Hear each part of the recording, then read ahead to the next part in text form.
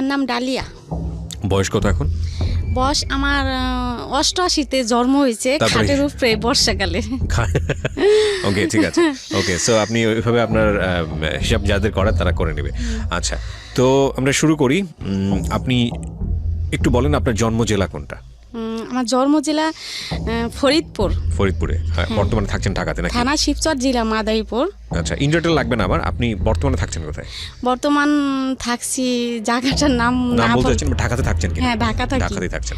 ঠিক আছে, তো শুরু করছি আমরা একেবারে ছোটবেলা থেকে, যেখান থেকে বলার আছে ব্যাকগ্রাউন্ড আমি একটু শুনতে চাই। আপনি ধারাবাহিকভাবে বলুন প্লিজ।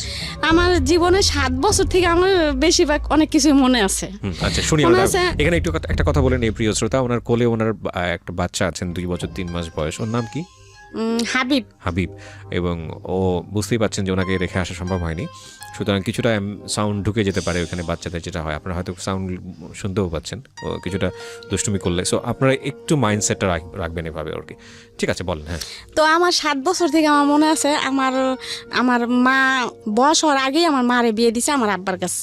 আচ্ছা, তা বিয়ে দেওয়ার পরে বিয়ের পরে আর কি আমার মেয়েদের যেটা হয়, বড় হয় মেয়েরা, ওইটা হয়েছে আমার আম্মার। আচ্ছা, পরে হওয়ার পরে আমার দাদি বলুক। হ্যাঁ, আপনি কদুর ফুল অনেক আগেকার কথা, কদুর ফুল আর কি যেন একটা মুসাই করে কাগজে বাইন্দা আমার নানির কাছে পাঠাইছে। মানে আমার মা বড় হয়েছে এই কারণে। তো আমার মা বড় হয়েছে, তারপরে আমার বড় ভাই হয়েছে, তারপরে 5 বছর পর আমি হয়েছি। আচ্ছা, আমি হয়েছি পরে আমার ফুফুরা দাদিরা অনেক খুশি। আমি হওয়ার পরে আমার ভালোই খুব আদর করতো। মানে প্রথম সন্তানই আপনি ছিলেন? আমার ভাই বড়, তারপরে আমি। আচ্ছা, ওকে, হ্যাঁ। আমি হওয়ার পরে আমি মানে যখন 5-7 বছর, তখন থেকে আমি মানে খুব বিয়াদ্দপ ছিলাম। দুষ্ট ছিলেন। আমার মার কথা শুনি নেই, বাবার কথা শুনি নেই, কারোর কথাই শুনি নেই। আমার ইচ্ছা মতোই আমি চলছি সারা জীবন। তো চলার পর থেকে তারপর আমার আম্মা মানুষের বাড়ির কাজই করছে। তারপরে করার পর থেকে আমরা 3টা বোন হলাম। আমার ছোট ভাই হলো। বাবা কি করতেন? কৃষি? আমার বাবা কৃষি কাজ করতো। আচ্ছা, আমার বাবার বাড়ি নদীতে ভেঙে গেছে, সদরপুর আট্টশির ওইখানেই ছিল। তো নদীতে ভেঙে যাওয়ার পরে আমার বাবা মানুষের বাড়িতেই থাকছে। তো আমার বাবা নানির বাড়িতে থাকতো। এর মধ্যে আমার বাবার ফুফুরা খুব বড় লোক। আচ্ছা, আমার বাবার ফুফুর কেমনে দিন সন্ধান পাইছে, তো আমার দাদি বলতেছে, আমার বাবার ফুফু আমার দাদি বলতেছে, রাজ্জাক তুই কষ্ট করবি কেন, পোলাপান নিয়ে টিয়ে আমার বাড়িতে আয়, কাম কাজ করবি, তোর বউ কাম কাজ করবো, তোরা খাবি টাবি। তো আমার আব্বা আমাকে নিয়ে, আমার ভাইরে নিয়ে, আমার মারে নিয়ে আমার দাদি বাড়ি আসলো। আমার নানি বাড়ির থেকে মনে করছে শ্বশুর বাড়ি থাকারছে ফুফু বাড়ি থাকি। তারপরে আসার পরে আমার দাদি খুব কিপটা ছিল।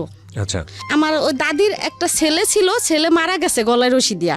ওই ছেলের 2টা ছেলে আর আমার কাকি আর আমার দাদি, আর অনেক সম্পদ তার, করার লোক নাই, দেখাশোনার করার লোক নাই। তো আমার বাবার আনলো। আমার বাবা সকালবেলা গরু টরু বের করতো, চকে টোকেও যাইতো, কামলার ভাত টাত নিয়ে যাইতো। আমার আব্বা অনেক পরিশ্রম করতো। আমার বড় ভাইটা ওই একটা ভাই ছিল তখন, আমার ছোট ভাই হয় নাই। 3টা বোন ছিলাম আর একটা ভাই ছিল আমার বড় ভাই। আমার ভাইরে আমার মামা 2টা মামা মানে মাথায় করে পালতো। আর আমার আব্বা আমার মা সবাই আদর করতো। একটা ছেলে কোনো কাজ কাম করায় নাই, আর টাকা পয়সার জন্য স্কুলেও পাঠায় নাই তারে, এমনি খুব আদর করতো।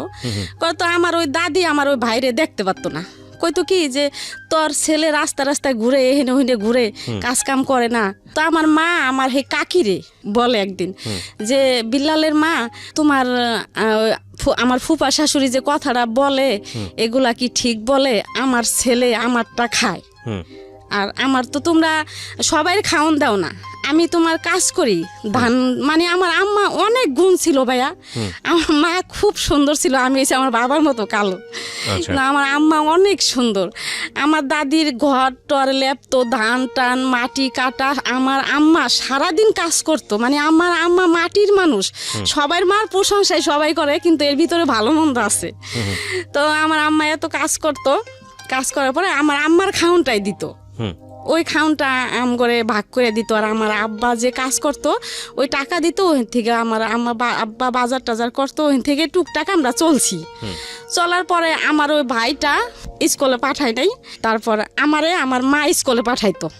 তো আমার ভাই এখান দিয়ে কি করছে, ওই যে মানুষের ঘরে ঘুমাইতো যে বন্ধু বান্ধব, তো ওরা পড়ালেখা করতো। আমার ভাই আর কি ওই দেখতো ক খ সরে উ সরে এগুলা দেখতো। আমার ভাইয়ের জ্ঞান বুদ্ধি আর কি খুবই ভালো, আমার বড় ভাই।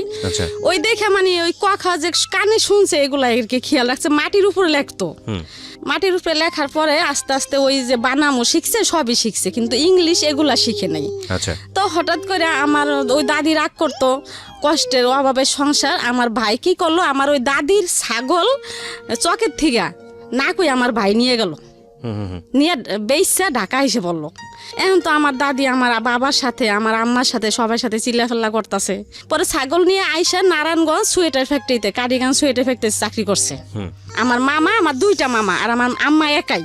আচ্ছা, এখান থেকে আমার ওই মামা, আমার ছোট মামা যে আমার দুই মামা, আমার বড় মামা বিয়ে করে নাই, এর মধ্যে আমার ছোট মামা প্রেম করছে। প্রেম করার পরে প্রেম করে বিয়ে করছে। এখন আমার বড় মামা তো এগুলা পছন্দ করে না। এখন আমার নানির কথা হলো, ছেলে বিয়ে করছে তো কিছু করার নেই। পরে আমার নানি কি করলো, আমার ওই মামানিরে জায়গা দিল আমার বড় মামা। এই জন্য আমার নানির সাথে কথা বলে না বলার পরে মা ডাকে না, টাকা পয়সা দেয় না, খাওয়ায় না। আমার বড় মামা আলাদা হয়ে গেল। আমার ছোট মামা আমার নানিরে নিয়ে, আমার মামানি নিয়ে আলাদা থাকে। তা আলাদা থাকে। একটা মেয়ে হয়েছে, হওয়ার পর 2 বছর পর আর একটা ছেলে হয়েছে। হওয়ার পরে সে দেশের থেকে ঢাকা কাজে আসতেছে। এর মধ্যে ট্রলার একবার 1 সপ্তাহ পর্যন্ত ঝড় তুফান ছিল, এর ভিতরে ট্রলার ডুববে মারা গেল। মারা যাওয়ার পরে এখন তো আমার নানি পাগল। তারপরে এমন দেখা তারপরে আমার মারে ওই আমার দাদি গো বাড়ির থেকে আমার নানি নিয়ে আসলো। আমরা আবার চলে গেলাম আমার নানা বাড়ি। নানা বাড়ি চলে গেলাম। যাওয়ার পরে এখন ওই আমার মামা যে মারা গেছে, আমার নানি বিশ্বাস করে না। আমার নানি মানে পাগলের মতো হয়ে গেছে যে আমার ছেলে, আমার কামাল মরতে পারে না, আমার কামাল আছে, আমার কামাল মরে নাই। তো এরকম করতেছে খুব করতেছে। ওই আমার বড় মামায় আর আমার নানিরে ডাকে না, মা বলে না বলনে দেশের মানুষ সবাই আলোচনা করে যে জামাল নামাজ পড়ে, রোজা করে, অথচ মারে ডাকে না, এগুলা তো তুমি ভালো করো না। কিন্তু কারোর কথা সে মাথায় নিত না। না অনেক একদিন বিচারে বসলো, মানুষই আমার মামারে সাজা দিব, মা কেন ডাকে না, এত কষ্ট করে পালছে। উঠানের ভিতরে আমার মামারে মাথায় কয় মন যেন বুঝা দিয়ে আমার মামারে ঘুরাইবো উঠানের ভিতরে। তো ঘুরাইবো, তো আমার নানি যখন করছে ঘুরাইবো, সাজাটা দিব, তখন আমার নানি সব চেয়ারম্যান মেম্বার সবাই হাতে পায়ে জড়াই ধরলো, হ্যাঁ আমার মামারে যেন সাজা না দেয়। ঠিক আছে, আমার মা ডাকতে হইব না, আমার টাকা পয়সা দিতে হইব না, আমার ছেলেরা সাজা দিবেন না আপনারা। মানুষের কথা মতো আমার মামা, বড় মামা এখন আস্তে আস্তে ঠিক হইলো। তারপর গাছে তাবিজ রেখে আমার নানিরে বাসায় রাখলো, বাড়িতে রাখলো। তো আমরা ওই বাড়িতেই থাকলাম।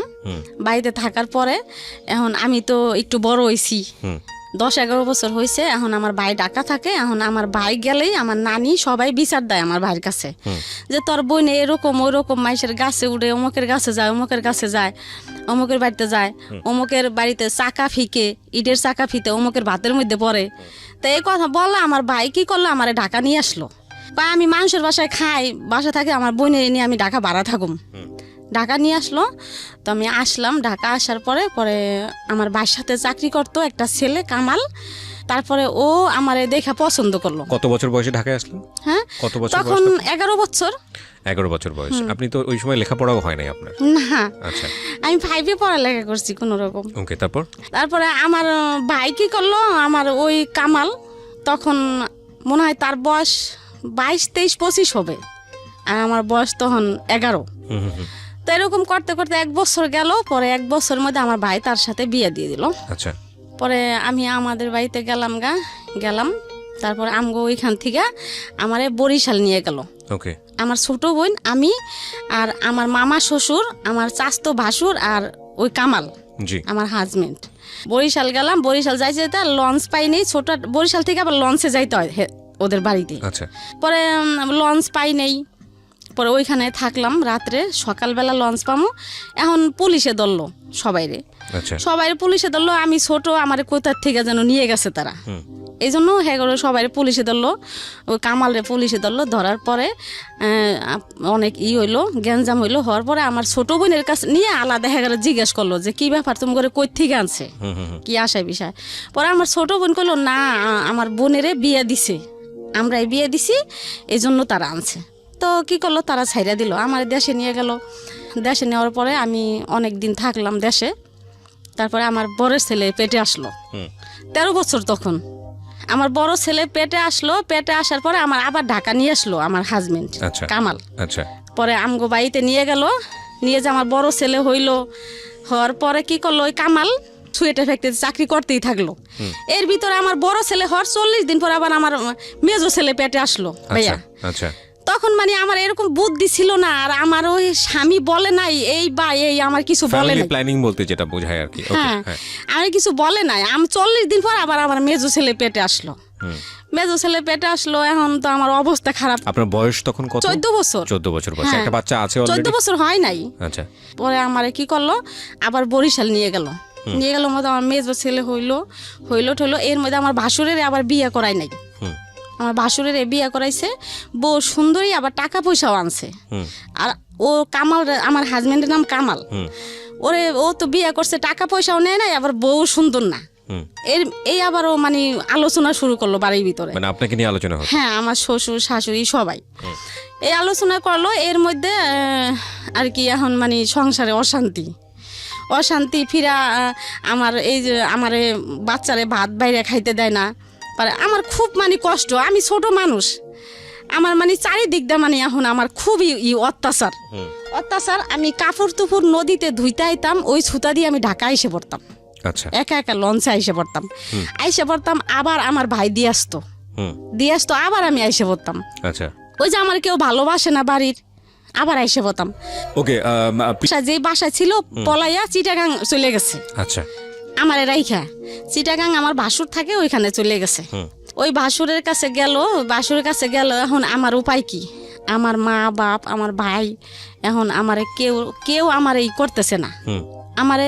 আমার মা বলতেছে সজীব সাগরে ও দাদা দাদির কাছে রেখে আসতে, মানে আপনার 2 ছেলেকে? হ্যাঁ। আচ্ছা, এখন আমি বলতাছি না, আমার সজীব সাগরে আমি রাইখে আসুম না, আমি আমার মরলে আমার সজীব সাগরে নিয়েই মরমু। পরে আমার মা বাবা আমার রাখবো না রাখনে আমি আসলাম ঢাকা আসা দেখলাম কি আমার ঘরে তালা মারা দেখে এখন আমি কই যাই, আমার ভাই নতুন বিয়ে করছে বাসায়, ওই বাসায় গেছি সজীব সাগরে নিয়া। পরে ওই বাসায় গেছি মতো আমার ভাবি নতুন বিয়ে করছে, আমার ভাই তখন 1 বছর হয়েছে। আমার ভাই কি করলো, ওই ব্যাগ টক শুদ্ধ আমার রাস্তায় নামাই দিল যে আমি কিছু জানি না, বিয়ে কিন্তু তারাই দিছে। কয় আমি কিছু জানি না, এখন আমি কি করি? পরে ওই কামাল যে সুয়েটার ফ্যাক্টরিতে চাকরি করতো, তার বন্ধু বান্ধব মেসে থাকতো, ওই মেসে আমি মনির ভাই ওদের বাড়িতে বাসায় গেলাম। আচ্ছা, যাই বললাম যে ভাই এরকম আপনার কামাল ভাই তো গেছে, এখন দেখেন অগো দুজনটা আমি কই যাবো, ভাই তো এরকম আমার বাসা থেকে বের করে দিছে, আমি কি করবো এখন? পরে ওরা আমার সন্ধ্যা হয়ে গেছে ওই দিন, আর কি করলো, আমার করলো আসেন ভাবি আমার বাসায় আসেন। পরে আমার নিয়ে গেল, তারা 4-5 জন মেসে থাকে, তারা 1 রুমে ঘুমাইলো, 2 রুমের মানুষ 1 রুমে ঘুমাইলো, আর আমার 1 রুমে ঘুমাইতে দিল। আচ্ছা, তারপরের দিন আমার লঞ্চে উঠাই দিল, আমি আবার বরিশাল গেলাম। স্বামী নাই, আর এমনি তো তারা এরকম করে। বললো আমার আর কেউ জায়গা দিল না দেও না, আমি বরিশাল থেকে আবার ঢাকা আসলাম। এই সজীব সাগরে নিয়া ছোট 2জন, কেউ সুন্দর মতো হাঁটতে পারে না তখন। আইসা হরতাল, তখন আমি কি করলাম, রকেট আছে, লঞ্চও চলে না, রকেটে খুলনা গেলাম। আচ্ছা, ওই নদী দিয়ে রকেট চলে। খুলনা কেন গেলেন? খুলনা গেলাম হরতাল, তখন যশোর আমার নানির বোনের বাড়ি আছে, তারা খুব বড় লোক, ওইখানে যাবো আর কি। আচ্ছা, ওইখানে যাই সজীব সাগরে নিয়ে কাজ করবো, 2টা বাচ্চাকে নিয়ে। হ্যাঁ, স্বামী তখন কোথায় সেটা জানেন না? না, আমার তো কেউ জায়গা দিতেছে না। কামাল তখন কোথায় আপনি জানেন না? না, জানি না। ওকে, তো খুলনা গেলাম, রাত হয়ে গেল। তারপরে ওইখানে বাইদ্যে বেটিরা আছে, টঙে থাকে, ওই বেটির সাথে কথা বললাম মতো, ওই বেটিরা কয় কি বোন তুমি থাক। আসলে আমি যেদিকে গেছি আর সজীব সাগরে নিয়ে সবাই আমার আশ্রয় দিত। পরে সকালবেলা ট্রেনে উঠাই দিল, আমি যশোর গেলাম, যশোর থেকে সজীব সাগরে নিয়ে কাজ কাম করলাম, খাইলাম।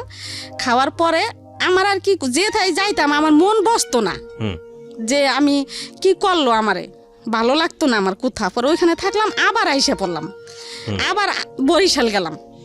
বরিশাল গেলাম মতো, পরে আমার দেওরে কি করলো, আমার মাইরা পরে আমার লঞ্চে উঠাই দিল। আমার লঞ্চে উঠাই দিল, আমি কি করলাম, লঞ্চের থেকে আবার আমার চাচি শাশুড়িরা আছে, চাচতো দেওররা আছে, তারা আর কি আমার বুদ্ধি দিত যে ডালিয়া এরকম এরকম ভাবে চলবি, তুই যাবি না, কে যাবি, তুই বুঝা খাবি, তোর তো কোনো দোষ না, তুই ছোট মানুষ, তোর এরকম করবো কে, তোর তো হেরা দেখেই আনছে। পরে আমি এক ঘাটে থেকে উঠাই দিছি, আমি আর এক ঘাটে নামে পড়ছি। আচ্ছা, নামে পড়ছি, নামে বাইরে চেয়ারম্যান আছে মহিলা, ওদের বাড়িতে গেছি মতো ওই মহিলা আমারে নিয়ে গেছে বরিশাল কোর্টে। আচ্ছা, আমারে দিয়ে মামলা করাইব। এখন কেমনে কেমনে দিন হেরা জানছে যে ডালিয়া তো লঞ্চে ঢাকা যায় নাই, নাইমে গেছে। ওকে, এখন যাই না তো হেরা পাগল হয়ে গেছে। তারপরে তখন ওই কামালে পাগলা করতো, ওই যে ট্রাকে হেল্পারি করতো। আচ্ছা, ওই চিটাগাং থেকে আবার পাগলা তার বোনের বাড়ি, আমার ননাসের বাড়ি আছে, বাসা আছে, আচ্ছা, ওইখানে আসছে।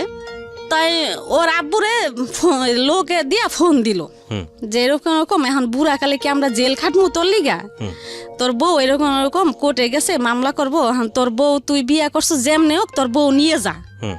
পরে কামাল কি করলো, দেশে গেল, দেশে যাই আমারে নিয়ে আসলো। আচ্ছা, পাগলা নিয়ে আসলো। আমার নন্দেরা উপরে ঘর ভাড়া থাকে, আমার নিচে মাটি ভিজা ময়লা, ওর ভিতরে একটা ছনের একটা ঘরে আমার ভাড়া দিল।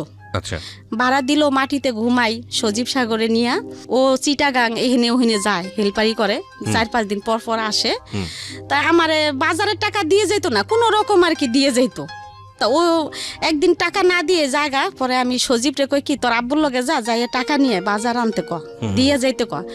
পরে এ কইলাম দেখে আমারে ঘরের ভিতরে নিয়ে ভাইয়া আমারে অনেক মারলো। তখন আমার সাহায্য ছেলেটা পেটে আমার অনেক মারলো, মাইরে আমি আমি আমি বেহুশ হয়ে গেলাম। ওই পর্যন্তই আমি জানি। তারপরে যখন আমি হুশ হইলাম, তখন পাশের ঘরে সোনির মা ছিল। সোনির মারে বললাম কি যে ভাবি আমি নিচে শোয়াকে, কি তোরে যে মাইরে টেরে গেল তুই জানোস না। পরে এই ওইলাম সজাগ হইলাম। হওয়ার পরে আবার সন্ধ্যার সময় দেখি কি হে কামালে আমার জন্য ওষুধ পাঠাইছে। ওই সজল ছেলে আমার, সজীব সাগরের পর সজল পেটে আসছে, ওই সজলরে নষ্ট করার জন্য ওষুধ পাঠাইছে, 2টা সিরাপ পাঠাইছে। না, দুলাল একটা নাম, একটা লোকের নাম দুলাল, ওই দুলালের কাছে। আচ্ছা, পরে পাঠাইছে। এখন আমি অনেক খুশি হয়েছি ভাইয়া ওষুধ 2টা দেখা। আমি মনে করছি আমার মারছে, এই জন্য বুঝে আমার ওষুধ 2টা কিনে দিছে, খুশি হয়েছি। এখন একজনের কাছে নিয়ে গেছি, কয় কি ভাবি এগুলা তো ওই যে বাচ্চা নষ্ট করার ওষুধ। পরে তারপর আমি খাইছি ভাইয়া, কি লিগা খাইছি যে আমার বাচ্চা তো দরকার নাই। আচ্ছা, এত কষ্ট আমি কেন বাচ্চা নিব, আর আমি কেমন যেন ছিলাম ভাই, আমি বুঝিই নাই এগুলা। আচ্ছা, ঠিক আছে, তো খেলেন। আমার ওই সজলটা আমি ওষুধ খাইছি, তারপরও আমার সজলটা নষ্ট হয় নাই। না হওয়ার পরে এমনি আস্তে আস্তে আস্তে আস্তে আমার সজলটা কি করলো হইলো। তখন ওর আব্বু আর কি আস্তে আস্তে একটু ভালো হইতাছে। এখন আর কি ওই ট্রাকে যায় না, ডিউটিতে যায় না, এখন আর কি রিক্সা নিছে। পাগলার থেকে যাত্রাবাড়ি আসতো রিক্সা চালাইতে। তার ওই দুলাল ভাই ওরা সবাই রিক্সা চালাইতে আসছে। পরে একদিন ওই রিক্সা কি করছে, এক লোকের রিক্সায় উঠছে চোর। লোকটা বলতাছে কি ভাই আপনি যে আমার একটা তার কিনে না দিবেন, রশি। আচ্ছা, ঠিক আছে, তো সামহাও রিক্সাটা কি চুরি করছে? হ্যাঁ হ্যাঁ। আচ্ছা, তা রিক্সা যে লোকের রিক্সা চালাইতো ওই লোকের প্রতিদিন আর কি এত টাকা করে দিতে হইব, এই আর কি করছে। তা এখন রিক্সা ছাড়ে তো সে যাইতে পারে না অন্য কাজে, এখন রিক্সায় চালাইতে হইব। কি করলো, আমার পাগলার থেকে ওই আবার যাত্রাবাড়ি আমার বাসায় নিয়ে আসলো, মিরাজিবাগ, ওইখানে বাসা নিল। তা বাসা নিল, এরকম করতে করতে করতে করতে আমার আবার বাচ্চা পেটে রইলো। আচ্ছা, বাচ্চা পেটে রইলো, জমজ 2 বাচ্চা। আচ্ছা, ছেলে পেটে আসলো। যখন পেটে থাকলো তখন থেকে আমার হাত পাও খুব জ্বালা পোড়া করতো। 2টা বাচ্চা পেটে, এখন অনেক কষ্ট হয়েছে আমার। ওই বাচ্চা 2টা সিজারে হইলো, 2টা বাচ্চা হয়েছে 2.5 কেজি। এই বাচ্চা 2টা আমি অনেক কষ্ট করে বাইয়ে পালছি। পালার পরে ওই বাচ্চা 2টা বড় হইলো। তারপরে আস্তে আস্তে আর কি একটু কামাল একটু ভালোর দিকে আইতাছে। 3 বাচ্চা তখন আপনার? 5টা, সজীব সাগর সজল আর সাজ্জাদ শাহাদাতে জমজ। 3টা বাচ্চা হওয়ার পরে আরো 2টো হচ্ছে টুইন। হ্যাঁ হ্যাঁ, এই যে ছেলেটাকে নিয়ে আসছেন তার সাথে আরেকজন আছে। হ্যাঁ, এর আগে, এরও আগে আর 2টা ওই ঘরে আর কি, ওই ঘরেই 5 জন। ওকে, 5 জন। হ্যাঁ, তারপর 5 জন হইলো। হওয়ার পরে আপনি তখন বয়স কত সব মিলায়? আমার বয়স মনে হয় তখন 21-22। 21-22 বছরের একটা মানুষ, তার 5টা ছেলে, 5টাই তো ছেলে, হ্যাঁ 5টাই ছেলে, এবং তার জামাই হচ্ছে রিক্সা চালক। তো সব মিলিয়ে একটা সংসার কতটা স্ট্রাগল হয় এটা বুঝে নেওয়ার বিষয় আছে। হ্যাঁ বলেন।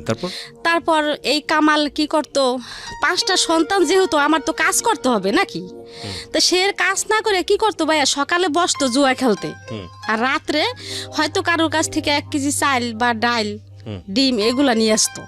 আচ্ছা, এগুলো আনতো, তারপর আমি রান্না করে খাওয়াইতাম। মানে আমার স্বামীর আমি ভালোবাসতাম, সেও আমার ভালোবাসতো। সে আমার যত যাই করছে আমি কিন্তু তারে ছাইরা যাইনি। তো যাই হোক, সাজা শাহাদাতের যখন 3 বছর বয়স, তখন আমি বলতাছি কি যে আমি বিদেশ যামুগা, আমার ভালো লাগে না এত কষ্ট। মানে তখন আস্তে আস্তে লাগে যে আমি বড় হইতাছি ভাইয়া। তখন আমি কই আমি বিদেশ যামুগা, কামালরে বললাম আমি থাকুম না বাংলাদেশে, আমি বিদেশ যাই টাকা পয়সা কামাই করুম, আমিও ভালো থাকুম, আমার সন্তানেরাও ভালো থাকবো। তো ভাইয়া আমি কি করলাম, বিদেশ গেলাম গা, লেবানন। যেদিনকে গেলাম ভালোই গেলাম, 5 বাইরে ঘুমলয় থুয়ে গেলাম। যাওয়ার সময় অনেক কান্নাকাটি করছি। লেবানন চলে গেলেন এই ছেলে মেয়েগুলো সবগুলোকে রেখে? কোথায় রাখলেন? কামালের কাছেই রাখা। পরে লেবানন কি আসলে খুব প্রয়োজন ছিল? প্রয়োজন ছিল না, কিন্তু ওই যে কামালে খাওয়াই নাই, কাপড় চোপড় দেয় নাই, জুয়া টুয়া খেলতো, বাচ্চা কাচ্চা নিয়ে আমার খুব কষ্ট হতো। ওই কামালের কাছে আপনি যখন রেখে গেলেন, আপনার বড় বাচ্চাটার বয়স কত? বয়স মনে হয় তখন 6 বছর। আর ছোটটার? ছোট 6 বছর, 3 বছর, 4 বছর এরকমই। হ্যাঁ, তো বাচ্চা গো রাইখা চলে গেলাম। যাওয়ার পরে কি করলাম, যেদিন গেলাম গেছি ভালোই ভাইয়া, কিন্তু যাওয়ার পরে আমার চোখে ভাসে আমার বাচ্চা গো। যে আপনি লেবাননে নামার পরে কি করেছেন ওখানে, আমাকে বিস্তারিত বলুন। লেবানন প্লেন থেকে যখন নামলাম, কত টাকা লেগেছে আপনার লেবাননে? লেবানন গেছি, টাকা লাগে নাই আমার। কোনো টাকা লাগেনি? টাকা ছাড়াই নিয়ে গেছে? পাসপোর্ট করতে খালি টাকা লাগছিল। কাজ কি ছিল ওখানে? কি বাসায় কাজ করতে হবে? হ্যাঁ, বাসায় কাজ করছি। আচ্ছা, তারপর? তো ওইখানে প্লেন থেকে নামলাম, নামার পরে আমার ওই সাহেব আসলো একটা ছেলে নিয়ে, তারই ছেলে নিয়ে আসলো, আনলো মতো আমার প্রাইভেট কাটে গাড়িতে উঠাইয়া আমার বাসায় নিয়ে গেল। বাসায় নেওয়ার পরে দেখি কি 8-10টা বাচ্চা কাচ্চা ভাইয়া, একদম ওই ইন্দোরের বাচ্চার মতো ছোট ছোট ছোট ছোট। কি করলাম, আমার ওই বাসায় গেলাম মতো ম্যাডামে কি করলো, আমার গোসলখানায় নিয়ে গেল। আমি এমনি পরিষ্কার গোসলখানায় নিয়ে যাই, আমার কি করলো, কি একটা মেডিসিন দিয়ে আমার গোসল করাইলো যাতে মাথায় উকুন না থাকে। আচ্ছা, ওই প্রথম দিনই? হ্যাঁ, ওই দিনে ওই দেশের মানুষ উকুন পছন্দ করে না। আমার গোসল টোসল করাইলো, আমার গোসল টোসল করাইয়া আমার বসতে দিল। বসার পরে লাগে যিনি আমার বাংলাদেশের কথা মনে পড়লো, আমার ছেলে মেয়ের কথা আমার মনে পড়লো। আমার মনে হইতেছে যে আমি এখনই যাইগা, আমার আর ভালো লাগতেছে না। আমার যদি 6 মাসের রাস্তা হইতো ভাই আমি পলাইয়া আইসে পড়তাম, কিন্তু হাঁটার রাস্তা তো না, আসার মতো কোনো। যাওয়ার পর আপনার খুব খারাপ লাগছে? যাওয়ার পর আমার চোখে ভাসতেছে যে সজীব সাগর, ওরা ওগো চেহারা, ওরা আমার জন্য কানবো, সাজ্জা সাহায্যে ঘুমলয় থুয়েলাম, এখন ওরা কেয়ারে মা ডাকবো। এখানে একটা বিষয় একটু ইন্টারাপ্ট করছি প্রিয় শ্রোতা, যারা শুনছেন সিক্রেটস তাদের সবাইকে বলছি, আমরা সবসময় বলে থাকি জীবন গল্প এবং সিক্রেটস অনুষ্ঠানটি সব শ্রেণীর মানুষের জন্য। আজকে যেই ভদ্রমহিলার জীবনের সিক্রেটস এখানে রিভিল হচ্ছে, একেবারেই আমাদের প্রান্তিক পর্যায়ের একজন মানুষ, এবং সবচাইতে যদি আমি নাম্বার দিয়ে যদি কাউন্ট করি, তাহলে আমি বলবো যে সবচাইতে সংখ্যাগরিষ্ঠ মানুষদের মধ্যে তারা। এবং এদের যে জীবন বোধ বা এদের যে জীবন আচরণ, অর্থনীতির সাথে যে ফাইট বা এদের জীবনের যে সংগ্রাম, সেখানেও কখনো কখনো ভুল হয়ে যায়। এই ভুলগুলো থেকেও আমাদের শেখার আছে। আমি চাইবো আপনারা শেষ পর্যন্ত মনোযোগ দিয়ে শুনবেন। এটা শুধুই একজন কিশোরীর জীবন যুদ্ধের গল্প না, এটা একজন কিশোরীর ভুল করার গল্প, অপরাধের গল্প, এবং সে সবশেষে নিজেকে রিয়ালাইজ করার গল্প। এবং আশা করছি এখান থেকে আপনারা কিছু না কিছু শিখতে পারবেন। জি, তো লেবাননে যাওয়ার পরে আপনার মনে হচ্ছিল যে ছেলেদেরকে আপনি খুব মিস করছেন? তখন আমি মনে হইতাছে যে আমি যদি হাঁটার জায়গা হইতো তাহলেও আমি রওনা দিতাম। 6 মাস যদি লাগতো হাঁটতে, তো আমি 6 মাস ধরে পরে যদি আমার ছেলে মেয়ে দেখতে পারতাম হাঁটতে হাঁটতে যাইয়া, তারপর আমি হাঁটা শুরু করতাম। আচ্ছা, তো কি করলাম, ওইখান থেকে তো আর আসা যাবে না। তো আমার রাত্রে আর কাটলো না, রাত্রে এরকম বইসেই রইলাম বারিন্দায়। তো সবাই তো ঘুমাইতেছে, সকালবেলা ভোরে উঠছি, উঠে আমি পাগলের মতো করতেছি। আচ্ছা, সাহেব ম্যাডামরে ডাকতেছি, ম্যাডামরা তো তখন ঘুমাইবো, আমি ভোর 6টা বাজে যে ডাকা শুরু করছি যে আমারে দিয়ে আসেন, আমি থাকুম না। তারা তো আমার ভাষা বুঝে না। আচ্ছা, আমারে ডাল, চাল, আলু, ডিম, আমি যা যা পছন্দ বাংলাদেশের মেয়েরা খায়, ওই দালালে বলে দিছে যে এগুলো আইনে দিবেন। তাহলে থাকবো, মেয়ে খাইবো। বিদেশ মানুষে খারাপ বলে, আসলে কিন্তু ভালো খারাপ সবই আছে, সব জায়গাতেই আছে। হ্যাঁ, ভালো খারাপ নিজের ভিতরে। আপনি একটু আমাকে বলেন তো, যেই বাড়িতে আপনাকে রাখা হলো ওই বাড়ির মুনি বা বাড়ির লোকজন কতজন, কি করতো ওরা, একটু একটু আইডিয়া দেন তো আমাকে। ওই বাড়ির যে মালিক, হ্যাঁ, পুরুষ, সে 5 ওয়াক্ত নামাজ পড়তো। আচ্ছা, না সেটা খুবই ঠিক আছে, ভদ্র। খুবই ভদ্র, কিন্তু ওখানে মহিলা আর কেউ না, আর ছেলে বাচ্চা মেয়ে কেউ কাচ্চা ছিল নাই? না, ছোট ছোট ছেলে মেয়েরা। কয়জন ছিল? প্রায় 7-8 জন। আচ্ছা, বাড়ির সম্পর্কে যদি একটু বলেন, কত বড় বাড়ির বাড়ি? সম্পর্ক খুব বড়, মানে 8-10টা রুম। আচ্ছা, আর গোসলখানা অনেক বড়, 2-3টা গোসলখানাই খুব বড় বড়। আপনার মতোই একজন ছিল ওখানে, আর নাকি আরো? আমি বাংলাদেশ একাই। আপনি একাই ছিলেন? আমার একাই নিছি। আপনার সব কাজ করতে হতো ওখানে? হ্যাঁ। রান্না বান্নাও করতে আমি হতো? তো কাজ করিই নেই ভাইয়া। কয়দিন আমি ছিলেন যেমন ওখানে? আজকে রাত্রে গেছি, হ্যাঁ। সকালবেলায় আমি বলতাছি আমি থাকুম না, আমি যাবো বাংলাদেশে, আমি থাকুম না। পরে ম্যাডামরা ডাকতাছি, ম্যাডাম কয় তুই চুপ থাক পরে। কি করলো, আমার এরকম ভাবে আমি বারিন্দায় বসে দেখতাছি কোন জায়গা দিয়ে নামা যায়। মানে আপনি ঘর থেকে নেমে বের হয়ে হ্যাঁ গেলেন? হ্যাঁ, 3 তলায়। আচ্ছা, কোন জায়গা দিয়ে নামার, মানে আমি নামার চেষ্টা করতেছি, মানে কোন হান দিয়ে পাইপ বাইয়ে নামমু, বা কোনো জায়গা দিয়ে ছেঁচড়াইতে নামমু, কোনো বারিন্দা দিয়ে, মানে এরকম মানে করতেছি, চিন্তা ভাবনা করতেছি। আমার আর ভালো লাগতেছে না, আমি আইসে বড় ওগুলা করতো। পরে আমার ওইখানে নিয়ে গেল, রক্ত নিল, ওখানে বড় বড় উঁচা সাহেবেরা ভাইয়া। আমি কানতেছি দেখা আমারে মানে মারতে যাইতাছে, যাইছস কে তুলে বিদেশে, হ্যাঁ গো কথা হয়েছে এইটা, এত টাকা দিয়ে তোরা এত করে আনছি, আইসস কে, মানে ঠিকই তো বলতেছে। আমারে মানে খুব হুমকি ধুমকি দিতেছে। তারপরে এগুলো বললো পর মতো আমার আবার বাসায় নিয়ে গেল ওই সাহেবে বাসায় নিয়ে যাওয়ার পরে এখন আমার আর ভালো লাগে না। এখন বিকেল হয়েছে, 3-4টা বাজে। এখন ম্যাডাম কি করতেছে, নামাজ পড়তেছে, আর সাহেবে মনে হয় কোথায় গেছে, তার ছেলে নিচে সাইকেল চালাইতে নামছে। এখন আমার কথা হলো কি, আমি বালতিতে পানি নিয়ে তেনা নিছি, বড় একটা তেনা নিছি, যে ঘর পুষতে পুষতে গেটের সামনে যাবো। আর দরজাগুলা ধাক্কা দিলে কর কর করে উড়ে ভাইয়া, দামি বড় বড় দরজা। তাই এরকম করবো, যদি তারা দেখে ফেলে যে আমি বের হইতেছি, তাহলে কমো যে না আমি তো বুঝি নাই, আমি ঘর মুছতেছি। আর যদি না দেখে তাই তো আমি পলাম।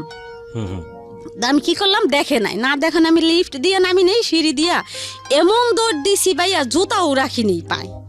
দৌড়িতে অনেক দূরে, মানে যাইতেই আসি অনেক দূরে যাইতেছি। পরে 3 রাস্তা চৌরাস্তার মাঝখানে পুলিশ টুলিশ থাকে, মানে ওইখানেই গেছি, ধরা পড়ছি যাইয়া।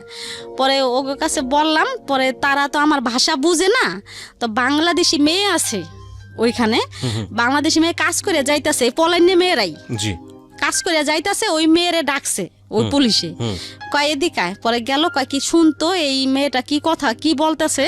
পরে আমার বললো, পরে আমি মিথ্যা কথা বললাম যে সাহেবে ভালো না, মায়ের পিট করছে, এই জন্য আমি পলাই আসছি। আচ্ছা, আপনি যাওয়ার কয়দিন পরের ঘটনা? পরের দিনই। আচ্ছা, হ্যাঁ, মিথ্যা কথা বলার পরে পুলিশরা আর কি, সবাই তো আর একরকম না, খুবই ভালো, আমার থানায় জেলে টেলে দেয় না, মনে করছে গরিব মানুষ আইছে বিদেশ কাজ করে খাই। পরে ফ্রি হিসাবে আমারে ওই মেয়েটার সাথে দিয়ে দিল পুলিশে, কয় কি তুমি এই সাথে যাও, তারা পুলিশরা। পরে ওই মেয়েটা আমার নিয়ে গেল, যেদিকে নিয়ে গেছে ওইখানে এরকম হাজার মেয়েরা ওই এলাকায় ভাইয়া, যত লেবাননের পলানো মেয়েরা আছে, ছাবরা ওই জায়গার নাম, ওই ছাবরা যায়, পলায়া মেয়েরা ওই ছাবরা যায়, এলাকার নাম ছাবরা। ওইখানে যেমন আমি ছুরিয়ান লোকেরা থাকে, পুরুষেরা থাকে, ওই পুরুষের সাথে কেউ মানে কন্ট্যাক্টে থাকে, ছেলে ওই যেমন একটা পুরুষ থাকলো একটা মহিলা থাকলো একটা রুমে থাকে, যেমন ওই পুরুষ ওই লোকে যেমন মাসে $150, $300, $200 যে যেমন দিয়ে পারে এরকম দেয়। ওই মহিলারা খাওয়া দাওয়া বেতন ওই পুরুষটার কাছেই পায় আর কি, ওই ছেলেটার কাছে থেকে নেয় আর কি। আবার বাইরেও কাজ করে, ওই লোকটা তো দেয় আবার বাইরেও কাজ করে, সুরা কাজ। এরকম মহিলারা আছে। আচ্ছা, কিছু মহিলারা আছে ভাইয়া, যে ভালো কাজ করতেছে, সৎ কাজ করতেছে, 5 ওয়াক্ত নামাজ পড়তেছে, তারা 70-80 হাজার টাকা 50,000 টাকা এমন ইনকাম করতেছে। কিভাবে? ছুটা কাম যেতকে এই বাসায় 3 ঘন্টা, 1 ঘন্টায় 7 টাকা ভাইয়া, 1 টাকায় 70 টাকা। ওকে, তাই এমন যদি 5-7 ঘন্টা বা 8-10 ঘন্টা করে তাহলে অনেক টাকা না মাসে। এরকম অনেক মেয়েরা এরকমও করে যারা ভালো। আচ্ছা, আর যেই করে এগুলো দেশে পাঠায় দেয়। হ্যাঁ, এখানে কি আপনি যেগুলো কন্টাক্টে থাকার কথা বলছেন, এখানে কি বাংলাদেশি মেয়েরাও আছে এরকম? হ্যাঁ হ্যাঁ হ্যাঁ ওকে, এটা আপনি নিজের চোখে দেখেছেন? হ্যাঁ হ্যাঁ। আমি কিন্তু এখানে একটা কথা বলি, এটা ওনার বক্তব্য, আমরা রেডিওতে এটাকে স্বতঃসিদ্ধ করছি না, এটা উনি যেটা বলছে সেটাকে বিশ্বাস অবিশ্বাস একান্তই আপনাদের বিষয়। হ্যাঁ, তারপর ওই যে আমি যেখানে গেছি আর কি, মেয়েটা আমার যেখানে নিয়ে গেল, ওইখানে ছাপড়ার কথা বলছেন আপনি? হ্যাঁ, ছাবরার কথা বলতেছি এটা। তা ওই কিছু কিছু মহিলারা বহিদেও কাজ করে, কিছু কিছু মহিলারা অবহিদেও কাজ করে। তাই যারা বহিদ কাজ করে তারা তো মাসে 1.5 লাখ 2 লাখ ইনকাম করে, আর যারা ভালো কাজ করে হেরাও 70-80 হাজার 1 লাখ টাকা কাম করে ভাইয়া। 3টা মেয়ের কাছে যে পড়লাম, 3টা মেয়ে, একটা অফিসে চাকরি করে, অফিসে চাটা এগিয়ে দেয়, অফিস ঝাড়ু টাড়ু দেয় এই। আর একটা মেয়ে কি করে, আরেকটা মেয়ে বয়স 17-18 বছর। তো ওই মেয়েটা কি করে, খুব চালু, এই বাসায় কাজ করে, ওই বাসায় কাজ করে, ওই বাসায় কাজ করে, অনেক কাজ করে। প্রায় মাসে 1.5 লাখ টাকা মনে হয় কামাই করে ভাইয়া। 1.5 লাখ টাকা যে কাজ করে মেয়েটা, মানে ভালো। আমি দেখছি বিদায় কিন্তু আমি বলতেছি ভালো। আর যারা না দেখছে তারা বলে যে হয়তো এই মেয়েটা খারাপ কিছু করে আনছে। ঠিক আছে, সমস্যা নেই। হ্যাঁ, তো আপনি 3টা মেয়ের কাছে পড়লেন মানে কি আপনার তো টার্গেট ছিল বাংলাদেশে চলে আসা, কিন্তু আপনি ওদের কাছে পড়লেন মানে? ওদের কাছে গেলাম, ওই যে ওই মেয়েটারে দিয়ে আমার পাঠাইলো পুলিশেরা। আচ্ছা আচ্ছা, এখন তো আর বাংলাদেশে আসার কোনো ই নাই, পুলিশেও ধরতাছে না, এখন কি করা আছে? ওদের কাছে থাকতে হবে আপনাকে? ওদের কাছে থাকলাম। ওরা থাকতো কি একটা জায়গায় থাকতো? হ্যাঁ, একটা রুমে থাকতো, এক রুমেই থেকে বিভিন্ন রকমের কাজকর্ম করতো। হ্যাঁ, বিভিন্ন রকমের কাজ করতো। তো আপনার সেদিক থেকে তো ওই বাড়িটাই ভালো ছিল, ওই বাড়িতে থাকলেই তো ভালো ছিল। হ্যাঁ, ভালো ছিল, কিন্তু ওটা আটকাতো সবকিছু আটকা আমার ভালো লাগে না। ওই যে আমি তো বাংলাদেশে আসার জন্য পলাইছি, আসতে তো পারলাম না। রাইট, আমি এখানে একটু ইন্টারাপ্ট করছি, মাফ করবেন। এটা শুধু ওনার কথা না, এটা লেবাননের চিত্র না, বাংলাদেশের অনেক বাড়ির চিত্র। এটা আসলে এই জায়গাটা নিয়ে আমাদের ভাবার সময় হয়েছে। কারণ আমি নিজেও ভাবি যে ধরেন একজন অপরিচিত মানুষ যখন আপনার বাসায় মানে হোমমেড হিসেবে কাজ করছে, তখন ওই মানুষটাকে আপনি বাসার মধ্যে রেখে দরজা জানলা বন্ধ করে রেস্টুরেন্টে যাচ্ছেন খাওয়ার জন্য। আমি সিচুয়েশনটাকে রেস্টুরেন্ট দিয়ে এক্সাম্পল দিলাম, বিষয়টা হয়তো খুব অমানবিক এটা ফিল করার জন্য, বাট অনেক সময় হয়তো খুব জরুরি একটা কাজেও আপনি যাচ্ছেন। এই জরুরি একটা কাজে যাওয়ার সময় আপনি বাসায় যেই লোকটাকে রাখছেন সেই লোকটাকে আপনি তালা বন্ধ করে যাচ্ছেন। এখন কথা হচ্ছে যে সলিউশনটা কি?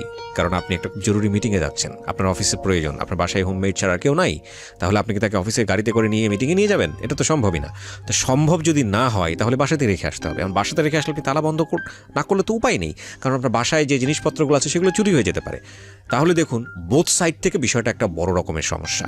এবং এই সমস্যা আমরা আমাদের এই যে ডিজিটাল প্রযুক্তির যুগে বিভিন্ন রকমের বিভিন্ন কিছু বের করে সমাধান করে দিচ্ছি, কিন্তু আমাদের এই খুব অমানবিক জায়গার সমস্যাগুলো নিয়ে আমাদের একটু ভাবা উচিত।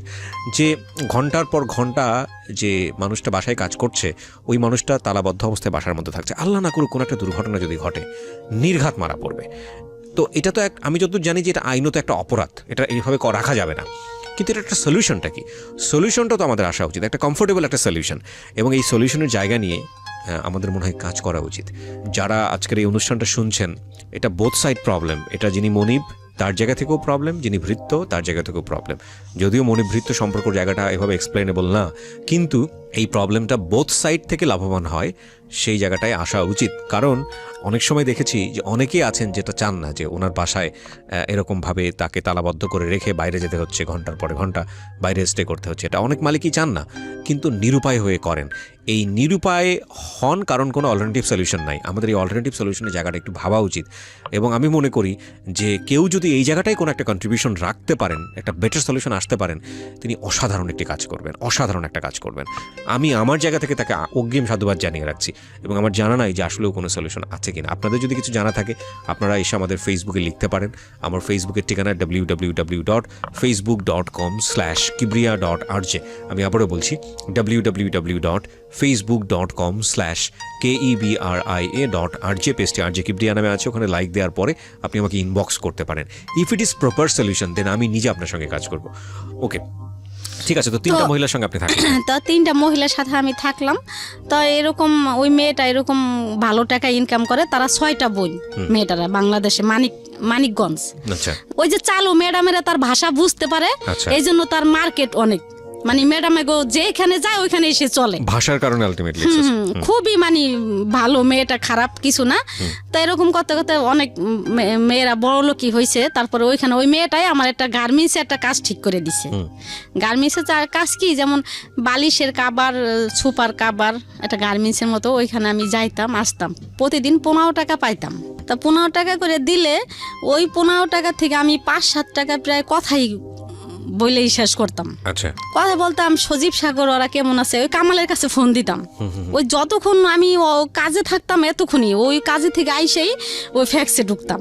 ফ্যাক্সে যে কানতাম, এত কানতাম ভাইয়া, ওই লোকের আমার বলতো উপরে যাইতে লিগা, ছাদের উপরে যে কথা বলতে কইতো, মানে ওই বাড়িতে কথা ফোন করে কানতেন? হ্যাঁ, ওই যে কথা বললে কানতাম, ওই কামালের কাছে বাচ্চা জন্য কানতাম, বোনের কাছে ফোন দিতাম। বাচ্চারা ছিল ওই সময় কার কাছে? ওই কামালের কাছেই ছিল। তো কিভাবে বাচ্চা দেখতো? ছেলে মানুষ রান্না বান্না করে থুয়া সে কোথাও যাইতো টাইতো। আর ওরা কি সারাদিন বাড়িতে? হ্যাঁ, ওরাই খাওয়া দাওয়া করতো। ও মাই গড। ঢাকাতে থাকতো তখন ওরা? ঢাকাতে থাকতো নাকি? হ্যাঁ, ঢাকাতেই। চিন্তা করে দেখেন অবস্থা। তো তারপর কি করতাম, এরকম ফোন করতাম, অনেক ফোন করতাম, করতে করতে করতে করতে তো একদিন কামালে ফোন দিছি, তখন আমার বিদেশ যাওয়ার 1 মাস বয়স। যে বলতেছি কি, আপনি কই? কয় আমি ফরিদপুর যাইতেছি। আমি কই কে? কয় কি আমার বলে পেটে ব্যথা, আমার মা সুস্থ রেখে গেছিলাম আমি। আর আমার মা রাজি ছিল না আমি বিদেশ গেছি, আমার নানি আমার মা রাজি ছিল না। আর আমি বিদেশ যাওয়ার পরে আমার মায়ের সাথে রাগ খুব, আমার মায়ের সাথে ফোনে কথা বলিনি। কামালে বলতাছে কি আমার বলে পেটে ব্যথা, আমি দেশে যাইতেছি। আচ্ছা, আমার আম্মা মারা গেছে। লেবাননে কতদিন হচ্ছে আপনার ওই সময়টাতে? তখন 1 মাস। চিন্তা করে দেখুন, 5টা ছেলে মেয়ে রেখে গেছে সে, এবং ওই সময়টাতে তার মা মারা গেল, বাবাও তো নাই, সবকিছু মিলে একটা অদ্ভুত রকমের কষ্টদায়ক জীবন। ওকে, বলেন তারপর। তো ওই আবার গেল নানি মারা, এরপরে আমি ওই কাজ করতেছি তো মানে ওই সাবরা এরকম একটা এলাকা, পলানো মেয়েরা হাজার হয়ে গেছে, অশৃঙ্খলা, মানে এগুলাতে মানে ওই এলাকায় মানে অনেক মেয়েরা এরকম।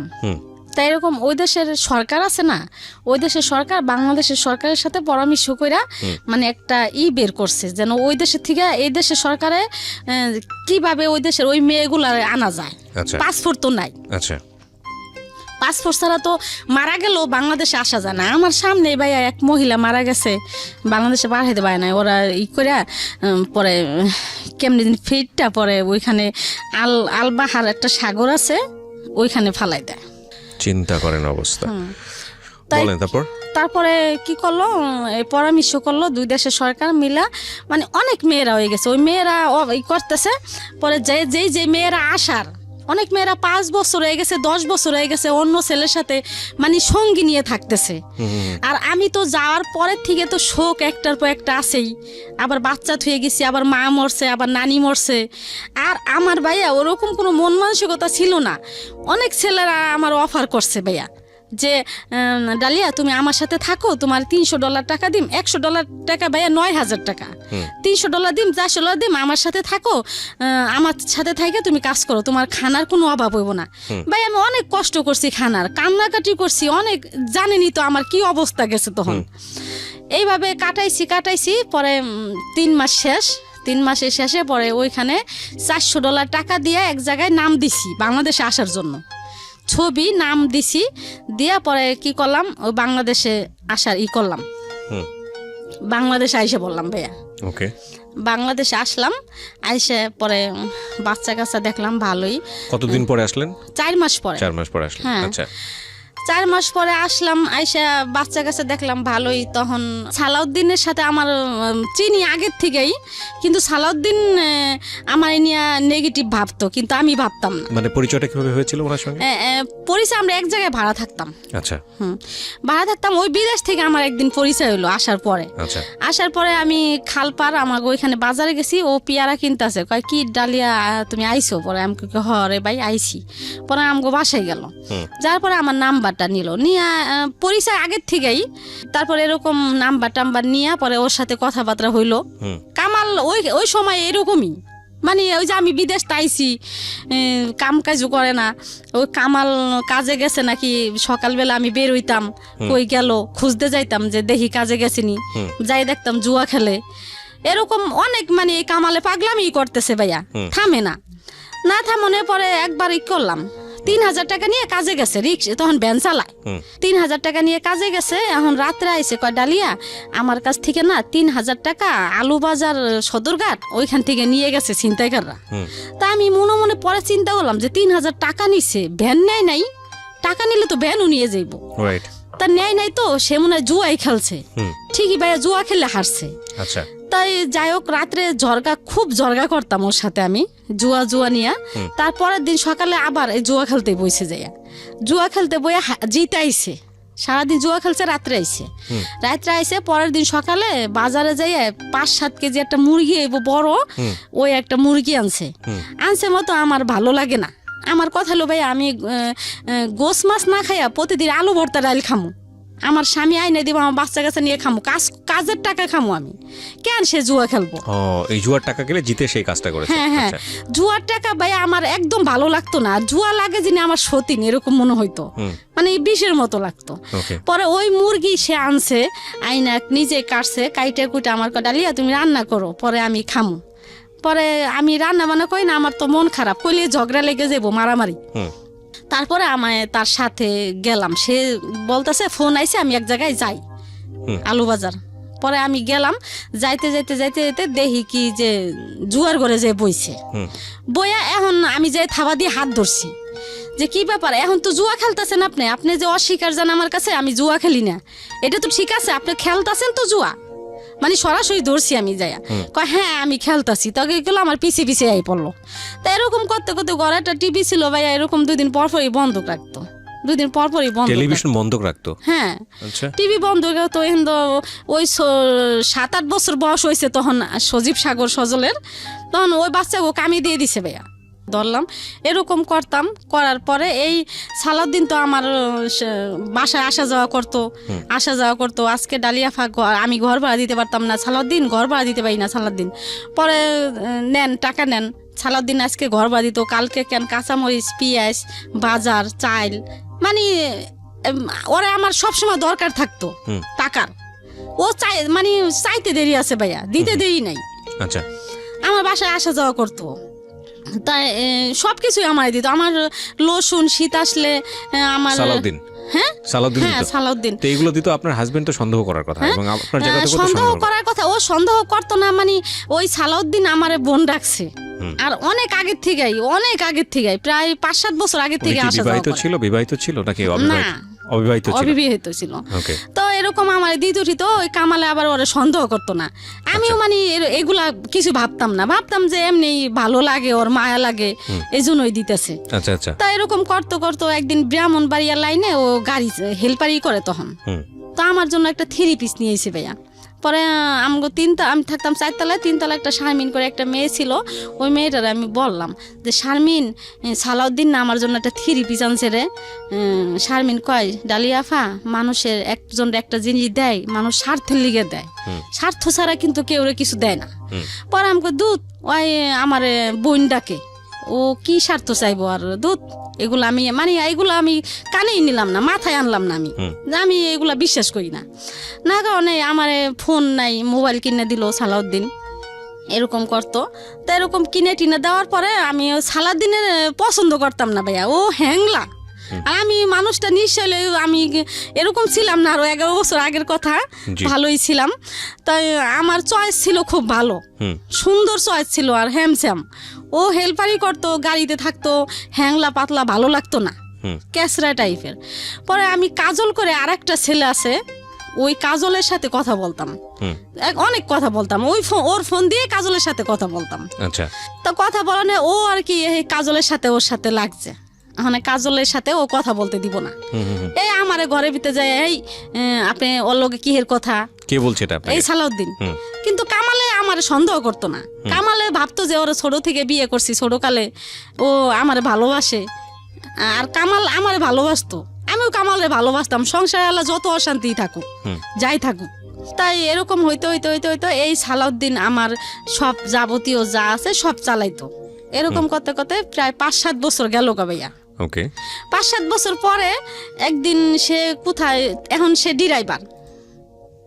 ডিরাইভার আর কি, ওই সময় ডিরাইভার কোথায় যেন গেছে, এখন ফোনে টাকা ভরতে পারে না, টাকা শেষ হয়ে যাইব। এখন টাকা শেষ অবস্থা, এখন আমার বলতেছে কি, ডালিয়া আমার ফোনে টাকা নাই, এই কথাই বললো, চাই নাই টাকা, মানে সালাউদ্দিন। হ্যাঁ, আর এত এই 5-7 বছর ধরে আমার এই টাকা দিয়েছে ফোনে, উল্টা সে টাকা চাচ্ছে আপনার কাছে। হ্যাঁ, চাইতাছে না, মানে বলতাছে টাকা নাই। এতদিন আমারে টাকা দিছে, আমার পিছে অনেক টাকা ভাঙছে ভাই, আমি যদি বলতাম আকাশের চাঁদ তাই সে রাজি।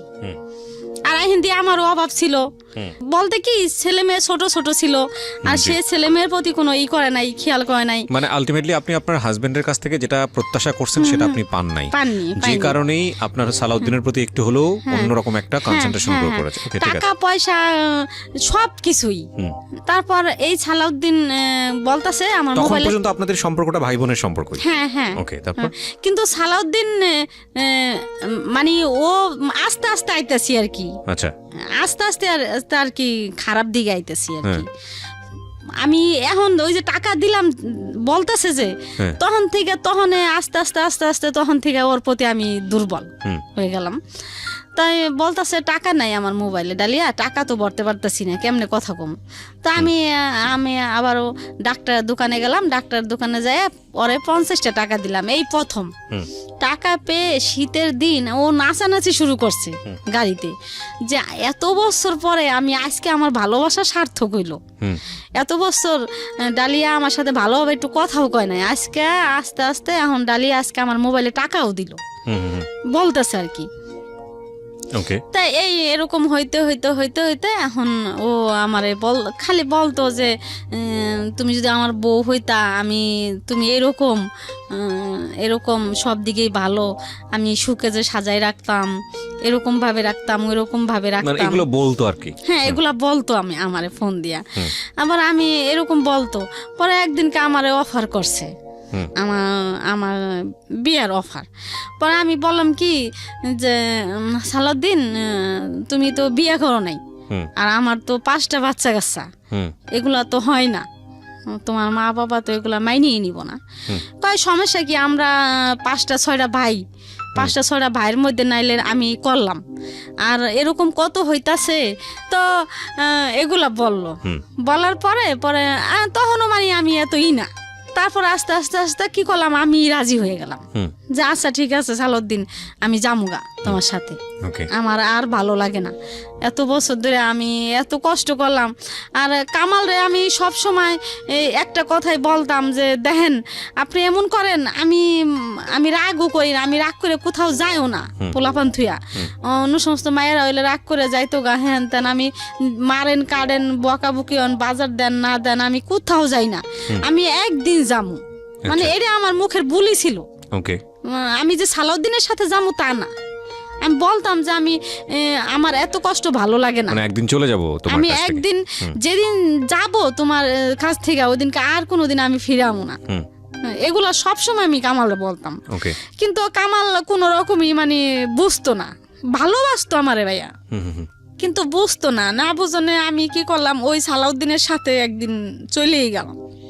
আচ্ছা, সালাউদ্দিনের সাথে গেলাম কিভাবে, সজীব সাগর সজল তো মোটামুটি ভালোই বড়, তো সাজ্জা ছোট তখন 4 বছর, জমক ছেলে 2টা।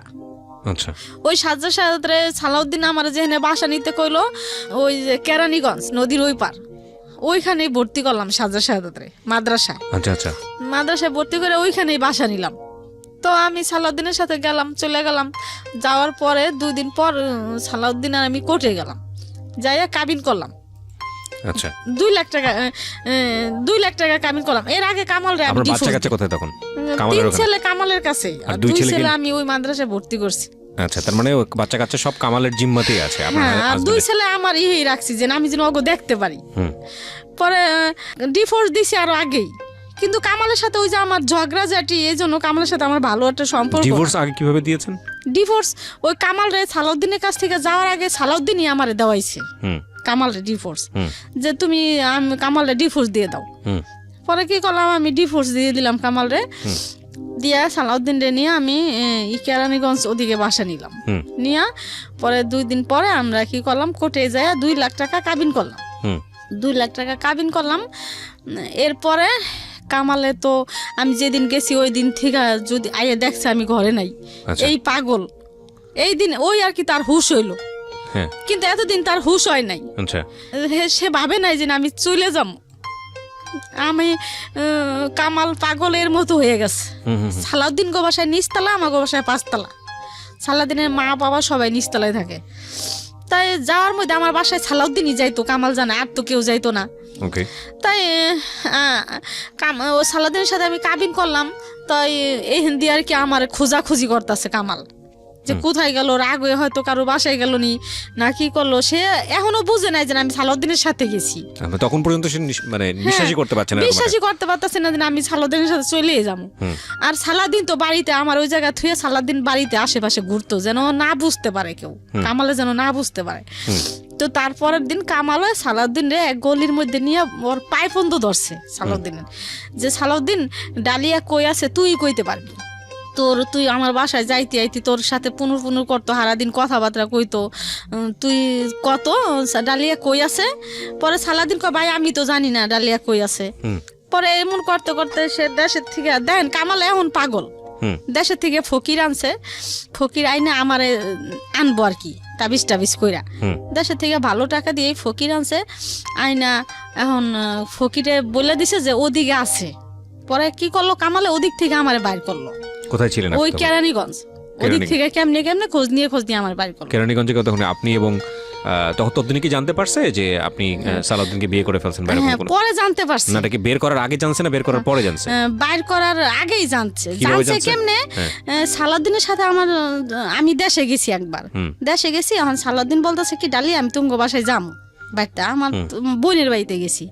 পরে হাসিনা আমার বোন মাদ্রাসা, এখন আমার বোনে বলতেছে কি মাদ্রাসার ভিতরে বাসা, কয় কি যে এক নিজের রক্তের আত্মীয় স্বজন ছাড়া আর কেউ নেওয়া যাইব না। পরে আমি কই কি না, সালাউদ্দিনটা আনতে হইব, সালাউদ্দিনটা আমি আনবই, আর যদি না আনতে দেয় তাহলে আমি আর কোনোদিন আম না। তা আমার বোনেরা আবার আমার খুব ভালোবাসে, খুব। আমি আবার তেরা, এই জন্য আমার বোনেরা অনেক ভালোবাসে আমার। আমি খাই না খাই আমার বোনে করে। তারপরে আমার সালাউদ্দিন গেল দেশে, যাইয়া একদিন থাকলো, থাইকা তারপরের দিন আবার আইসে পড়লো, আমারে নিয়ে ঢাকা আইছে। আচ্ছা, ঢাকা আইসে। এখন আমার বোনেরে ফোন দিছে কামালে, হাসিনা ডালিয়া কই গেল রে, কি আশায় বিষয়, ডালিয়া কি কারোর সাথে কথা টথা বলে, জানোস কয় কি ডালিয়া আফায় তো ওই যে সালাউদ্দিন কার নাম, হ্যাঁ লগে তো আইছিল আমার বাড়ি। তখনই মোটামুটি নিশ্চিত হয়ে গেছে যে না আপনি সালাউদ্দিনের সাথে কাজটা করে ফেলছেন। সালাউদ্দিনের তো আইছে আমাকে বাসায় একদিন, আমরা করবো না, তারপর আইছে আয়া আফারে তো হে লগে করে নিয়ে গেছে। তখনই মানে বুঝতে পারছে যে সালাউদ্দিনের সাথে আমি গেছি। এই আর কি খুব মানে এলাকাটা শুদ্ধা গরম হয়ে গেল আর কি। আর সে বুঝতে পারে না যে আমি জামুগা এরকম কাজ করবো।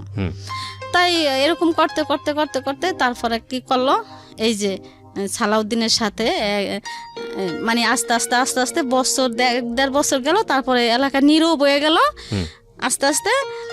তখন মানিকগঞ্জ থেকে তো আপনাকে খুঁজে বের করলো, তখন তারপরে কি হলো? খুঁজে বের করলে কি হয়েছে, বের করলে আমারে করে নাই, মানে রাখে নাই, বাইর করছে ঠিকই, কিন্তু আমার আপনার সঙ্গে কথোপকথন হলো না, আপনার সঙ্গে কথা হইছে, কিন্তু আমি বলছি আমি আর থাকুম না তোমার কাছে। আচ্ছা, তো বাচ্চা কাচ্চা তোমার কাছে থাকুম না, আমি তোর কাছে গেছি গা, আমি তো এতদিন এতটা বছর আমি সহ্য করছি, আমি তো আপনার কইছি যে আমি গেলে একদিনই যামু, আপনি এত করছেন, তাহলে এখন কিল্লি গা এমন করতেছেন, আমি তো ওর লগে গেছি গা, সমস্যা কি? পরে এরকম করতে করতে পরে ঠিক আমি ওর কাছে থাকলামই না। না থাইকা সালাউদ্দিন আর আমি বাসা নিলাম, নিয়ে থাকলাম। বাচ্চা কাচ্চার কথা তখন মনে পড়তো না? বাচ্চা কাচ্চা তো ওর কাছেই ছিল, মানে আপনার তার কামালের কাছেই। কাছেই ছিল। তো তখন মানে আবার ওই কামাল এলাকা ছেড়ে অন্যদিকে অন্য এলাকায় গেছে, চলে গেছে। অন্য এলাকায় গেছে গা। আচ্ছা। আমি আবার ওই কেরানীগঞ্জ থেকে ওই এলাকায় আইছি, হুম। এলাকায় আইয়া বাসা নিছি। এখন আমার ছেলেরা, আমার বড় ছেলে, মেজো ছেলে, সেজো ছেলে এখন ওই কামালের কাছে যায় না, আমার কাছে থাকবো। হুম। ওর চলে কাছে আসছে, হ্যাঁ। ওর কাছে যায় না, আচ্ছা। ও বাপের কাছে যায় না। ওই যে বাপে কামে কাজে দিয়ে দিছে, এরকম করছে। এখন আমার ছেলেরা তো দেখছে কম বেশি আমার ব্যাপারটা। তো ছেলেরা আমার কাছে আইসে বললো, আসছে মতো আমার মেজো ছেলেরা একদিনকে আমার মেজো ছেলেরা আবারও করা বেশি, তখন মনে হয় 10-11 বছর আমার মেজো ছেলের ভাত দিয়ে বলতাছি যে সাগর, আমি সালাউদ্দিনের লেগে গেছি তাই কি হয়েছে, আমি কামালরে ছাইড়া দিছি, আমি সালাউদ্দিনকেও ছাইড়া দিম। তো করে যদি সালাউদ্দিন না পছন্দ করে, আমি তো করে চাই, আমি সালাউদ্দিনেরও আমার দরকার নেই, আমি তো নিয়ে থাকুম। আমি যাই করছি, আমি তো বাই করে নিয়ে থাকুম, আমি তো করে হালাম না। সালাউদ্দিন যেদিন কইব যে ও করে ঘরে জায়গা দেশকে, আমি সালাউদ্দিনরে ছাইড়া দিম, আমি তো করে ছাড়ুম না। তাই কইয়া বুঝাই টুজাই আমার ছেলেরা সবই আমার কাছে থাকলো, থাইকে টাইকে ছেলেরাও কাজ কাম করে। সালাউদ্দিন কোনো রকম আর কি আসে, কোনো রকম কোনোদিন টাকা কিছু দেয়, কোনোদিন দেয় না, এই অবস্থায় মানে। এখন মানে ওই যে বিয়ের আগ পর্যন্তই আমার ভালোবাসছে, এখন বিয়া করছে, একজনের কাছ থেকে আনছে, এখন মানে সে হাল ছাইড়ে দিতেছে আস্তে আস্তে, এখন আর তার দরকার নাই আমার। তো এরকমটা কোন রকম দেয় আর কি, কোন রকম কি মানে তার একটা আছে না যে আমি বিয়ে করছি, আমার এত টাকা দিতে হইব মাসে, আমি যেহেতু ওর একজনের কাছ থেকে আনছি, আমার এত টাকা দিতে হইব, আমার ওরে দিতেই হইব, এগুলা তার মানে মাথায় নাই। আচ্ছা। তার মাথায় যে আমি পারলে দিলাম, না পারলে না দিলাম, গেলে গেলাম, না গেলে না গেলাম, এই আর কি আমার কষ্ট। আমার সন্তান টন্তান নিয়ে আমি থাকতেছি 7-8 বছর গেল। যাওয়ার পরে আমি চিন্তা করলাম যে সালাউদ্দিন তো আমার পিছু ছাড়ে না, যেমনই হোক আমার পিছেই রয়েছে, আর আমি কামালরে যেহেতু ছাইড়ে আইছি, তাই আমার একটা স্বামীর দরকার আছে, স্বামী থাকলে মানুষে কিন্তু একটা বাড়িতে গেলে ঘর ভাড়া দেয় না ভাইয়া স্বামী ছাড়া। আর আমার ছোট ছোট বাচ্চা কাছে না, পরে কি করলাম, এই চিন্তা ভাবনা করে আমি এই হাবিব রে নিলাম। এই হাবিব আমি নিছি, আর আল্লাহ দিছে, দেওয়ার মালিক আল্লাহ। তো এই হাবিব পেটে আসলো আর কি 8 বছর পরে, মানে যে বাচ্চাটাকে আপনি আজকে নিয়ে আসছেন 8 বছর পরে বলতে কি মানে সালাউদ্দিনের সাথে সংসার, সালাউদ্দিনের সাথে সংসার করছেন 8 বছর, তারপরে বাচ্চা কাচ্চা।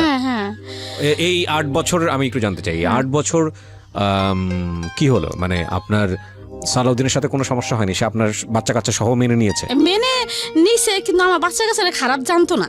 কি লিগে খারাপ জানতো না, আমার বিয়ের আগে আমার বাচ্চা কাচ্চারা খুব ভালোবাসতো সে, কিন্তু বিয়ের পরে মনে হইলো কি সালাউদ্দিন আমার বাচ্চা কাচ্চা মানে তার একটা দেওয়াল হয়ে গেল, মানে কেমন যে না বাচ্চাগুলোর সাথে ঠিক মতো কথা বলতো না। আর যেমন বিয়ের আগে আমার সজীব সাগর বলতো, মামা আমার 10 টাকা দেন, আমার 5 টাকা দেন, গেলে গলা ধরতো, মামারে ভালোবাসতো, আমার টাকা দেন, মুড়ি খামু, হেন খামু, তেন খামু, ঝালমুড়ি খাম। কিন্তু তখন আর আমার ছেলেরা কেউ ওই সালাউদ্দিনের সাথে আর কথা বলে না, আর সালাউদ্দিনও আমার ছেলেকে বেশি ভালোবাসে না। ওই সাজ্জাদ শাহাদাতের 2 সামনে পড়লে কথা কয়, না পড়লে নাই। তা এর মধ্যে এই বাচ্চা না আমার পেটে আসলো, আসার পরে বাচ্চাটা পেটে আসলো, তখন ওর চাকরি নাই, সাসপেন্ড করলো। সাসপেন্ড করার পরে এখন সালাউদ্দিনের চাকরি নেই, চাকরি নাই। আমি টুকটাক ব্যাগের কাজ করতাম, সজীব সাগর সজল টাকা দিত, এই দিয়েই আমি চলতাম, ঘর ভাড়া দিতাম, আমরা খাইতাম, আবার সাজ্জাদ শাহাদাতের মাদ্রাসার বেতনও চালাইতাম। আবারও এই সালাউদ্দিন আসলে বাজার করে খাওয়াইতাম, আবার সালাউদ্দিনের টুকটাক কোনো কাপড় চোপড় লাগলে দিতাম। মানে কি সালাউদ্দিন দূরে থাকতো? হ্যাঁ, ওর বাবা মার কাছেই থাকতো বেশি। তো আপনার কাছে থাকতো? বললাম না, 15 দিন পরে, 10 দিন পরে, 1 মাস না, 15 দিন, 10 দিন, 1 সপ্তাহ পরই আসতো আচ্ছা আমার কাছে। তাই এরকম চলতেছি, যখন বাবু হওয়ার 1 সপ্তাহ আগে আমি মেডিকেল সবই রেডি হয়ে গেছে, বলছে যে বাবু সিজারে হইব। তাই এখন ভর্তি হমু। এখন সালাউদ্দিনকে বলতেছি কি, সালাউদ্দিন এখন তো আমার মা ভর্তি হইতে হইব মেডিকেল, এখন কি করবো? এখন কয় আচ্ছা ঠিক আছে যা একটা করাই যাইব, মানে ওরকম একটা মাথা করে না, মানে এটা গুরুত্ব দেয় না, না কি আর করে না। না কারণে ও এক সপ্তাহ আগে আমার বাসার থেকে বাবু হয়েছে নভেম্বরের 9 তারিখে, এর আগে এক সপ্তাহ আগে আমার বাসা থেকে বের হয়ে যাইতাছে, সকালবেলা বের হয়ে যাইতাছে। যাওয়ার সময় আমি ওরে পিছর থেকে, আমার অবস্থা তো তখন ভালো না এক সপ্তাহ আগে, তখন আমি পিছর থেকে ওরে জড়াই ধরছি, জড়াই ধরে আমি কাইন্দে দিছি যে সালাউদ্দিন তুমি, আমার মনে হয় কি তোমার তখন মানে ওই সাসপেন্ডে ছিল 2.5 বছর ভাইয়া, বাবু হওয়ার 1 মাস আগে ওর চাকরি হয়েছে আবারও। আচ্ছা হ্যাঁ আবার হয়েছে, হওয়ার পরে পরে এখন আমার আর ভালো লাগতেছে না, যে এমনি ওই কেমন যেন আর ভাবসাব বেশি একটা ভালো না, আর চাকরি হয়েছে, এখন মনে হয় যে সালাউদ্দিন আমার ছেড়ে চলেই যাইব। আচ্ছা এই ভাইবা মানে ওরে আমি পিছের থেকে জড়াই ধরলাম যে সালাউদ্দিন তুমি কি আমারে ছাইরা যাইবা গা, চাকরি হয়েছে তুমি আমারে ছাইরা যাও না সালাউদ্দিন, আমার মা নাই, আমার কেউ নাই, আমার কোনো আত্মীয় স্বজন নাই, আমার কে দেখবো এমন সময়। তখন আপনার 5টা বাচ্চা আপনার সঙ্গেই থাকে, আরো পেটে পেটে 2টা মাদ্রাসায় থাকে আর কাজে কামেই থাকে বেশি ছেলেরা। পরে বললাম, ও আর কি কোনো মাথা লড়াইলো না ভাইয়া, যে আমি কই যাবো তোরে ছাইরা। আছে না এতটা বছর সংসার করছি ভাইয়া, মাথায় হাত দিয়ে বলতে পারতো যে কেন আমি তোরে ছাইরা যাম, কিছু না বইলে ওর জুতা টুতা মুছে দিলাম ভাইয়া, নাস্তা টাস্তা বানাই দিলাম, ও খাইয়া কি করলো আসতে বাইরে গেল, যায় আর আসলো না। পরে আমি এই 9 দিন পরে আমি ভর্তি হমো, সালাউদ্দিনে ফোন দিতেছি যে ভাইয়া আমি তো ভর্তি হমো, আমি কেমনে কি করুম, আমি একলা, আমার তো কেউ নাই তুমি জানো, তাই আমি অনেক কি করুম, মানে ও আমার ফোনই রিসিভ করে না। না কারণে একদিন আমার বলতাছে কি যে একদিন ওর বোনের জামাই ফোন দিছে আমারে, ওর বোনের জামাই আর কি ভালো অবস্থা, আর ওরা বেশি একটা অবস্থা ভালো না, 5-6 ভাই খাটে, টাকা পয়সা মানে খাইলে ভালো। আচ্ছা আর ওর বোনের জামাই অবস্থা ভালো, তা ওর বোনের জামাই আমার ফোন দিছে, কবির নাম, বলতেছে কি ফোন দিয়া কয় কে ডালিয়া, আমি কই হ্যাঁ আমি ডালিয়া, কয় আমি আপনি কে, কয় কি আমি কবির। পরে আমি কই কি ব্যাপার ভাইয়া কেমন আছেন, কয় হ্যাঁ ভালো আছি। পর বলতেছে কি ডালিয়া তোমার একটা কথা, তোমার সাথে কথা বলতে চাই। আমাকে বলেন, কয় কি তোমারে তো সালাউদ্দিন ছাইরে দিতে চায়। পরে ভাইয়া লাগলো কি আমার সারা শরীরে ঘাম ছুটে গেল। ওর বোনের জামাই মা বোন সবাই ভাবতাছে যে এখন সরকারি চাকরি ছিল না এতদিন, যাই হোক আসিল, এখন সরকারি চাকরি হইতাছে, আমার ছেলে আরো একটা বাচ্চা হইতাছে, ওই বাচ্চারে খাওন টাউন দিব, টাকা পয়সা দিব, আর ওগুলা এখন সবাই মানে চিন্তা ভাবনা করছে আমারে ছাড়াই হালাইব। চাকরি হয়েছে, এখন সালাউদ্দিনও আমারে ছাড়িয়ে দিব, এই চিন্তা। হ্যাঁ আপনাকে বলছে, তারপর কি হলো? ওর বোনের জামা হাতে পায়ে ধরে বলছে যে ভাইয়া আমারে টাকা পয়সা দিয়ে ডালিয়ারে ছাড়ান, আমি মাসে মাসে বেতন পাই, যে 18,000 টাকা বেতন পাবো, এগুলো আপনারা মাসে মাসে আপনি নিয়ে যান, আর গাড়ি যে চালামো এই টাকায় সংসার চলবো, মা বাপের দিন, এগুলা বলছে। ওর বোনের জামাই কি করলো আমার ফোন দিয়ে বলতেছে কি আর সালাউদ্দিন তো তোমার ছাইড়া দিতে চাই। পরে আমি কই কি ছাইড়া দিতে চাই, এতটা বছর গেল এখন ছাইড়া দিতে চাই, বাবু হইব এখন এই সময় ছাইড়া দিতে চাইবো কি কিনলিগা কি, তা তো আমি জানি না, সালাউদ্দিন রাখবো না তোমারে, এরকম এরকম আমরা তোমার টাকা পয়সা দিয়ে ছাইড়া দিতে চাই।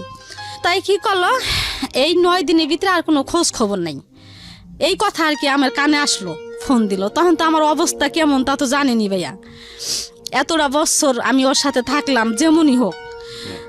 তাই এই নভেম্বরের 8 তারিখে আমি মেডিকেলে ভর্তি হইলাম, হাসপাতালে, আমগো বাসার পাশেই হাসপাতালে ভর্তি হয়েছি।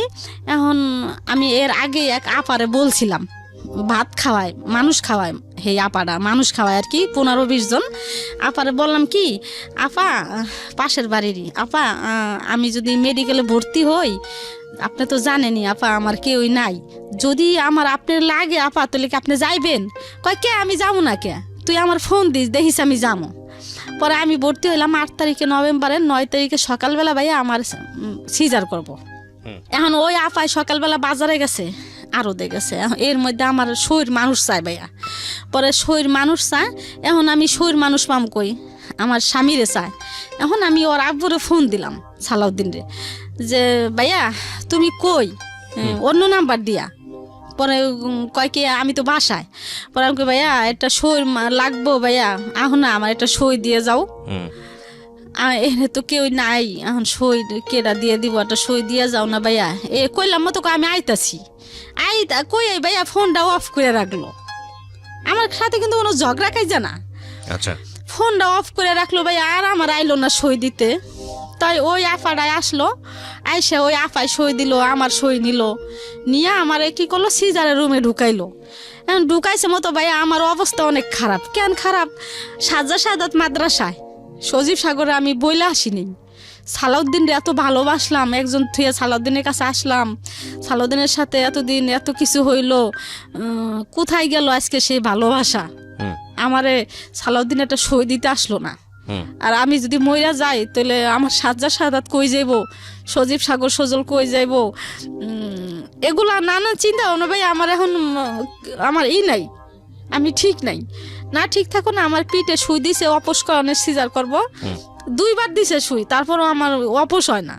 না মানে এখন মানে আমার, আমি বলতেছি কি আমারে ছাইড়া দেন আপনারা, আমি যামুগা, আমারে ছাইড়া দেন, আমি যামুগা, আমি সাজ্জা সাহেবের কাছে যাম বলতেছি। বাচ্চা হইলো ভাইয়া, তাই আমি অসুস্থ।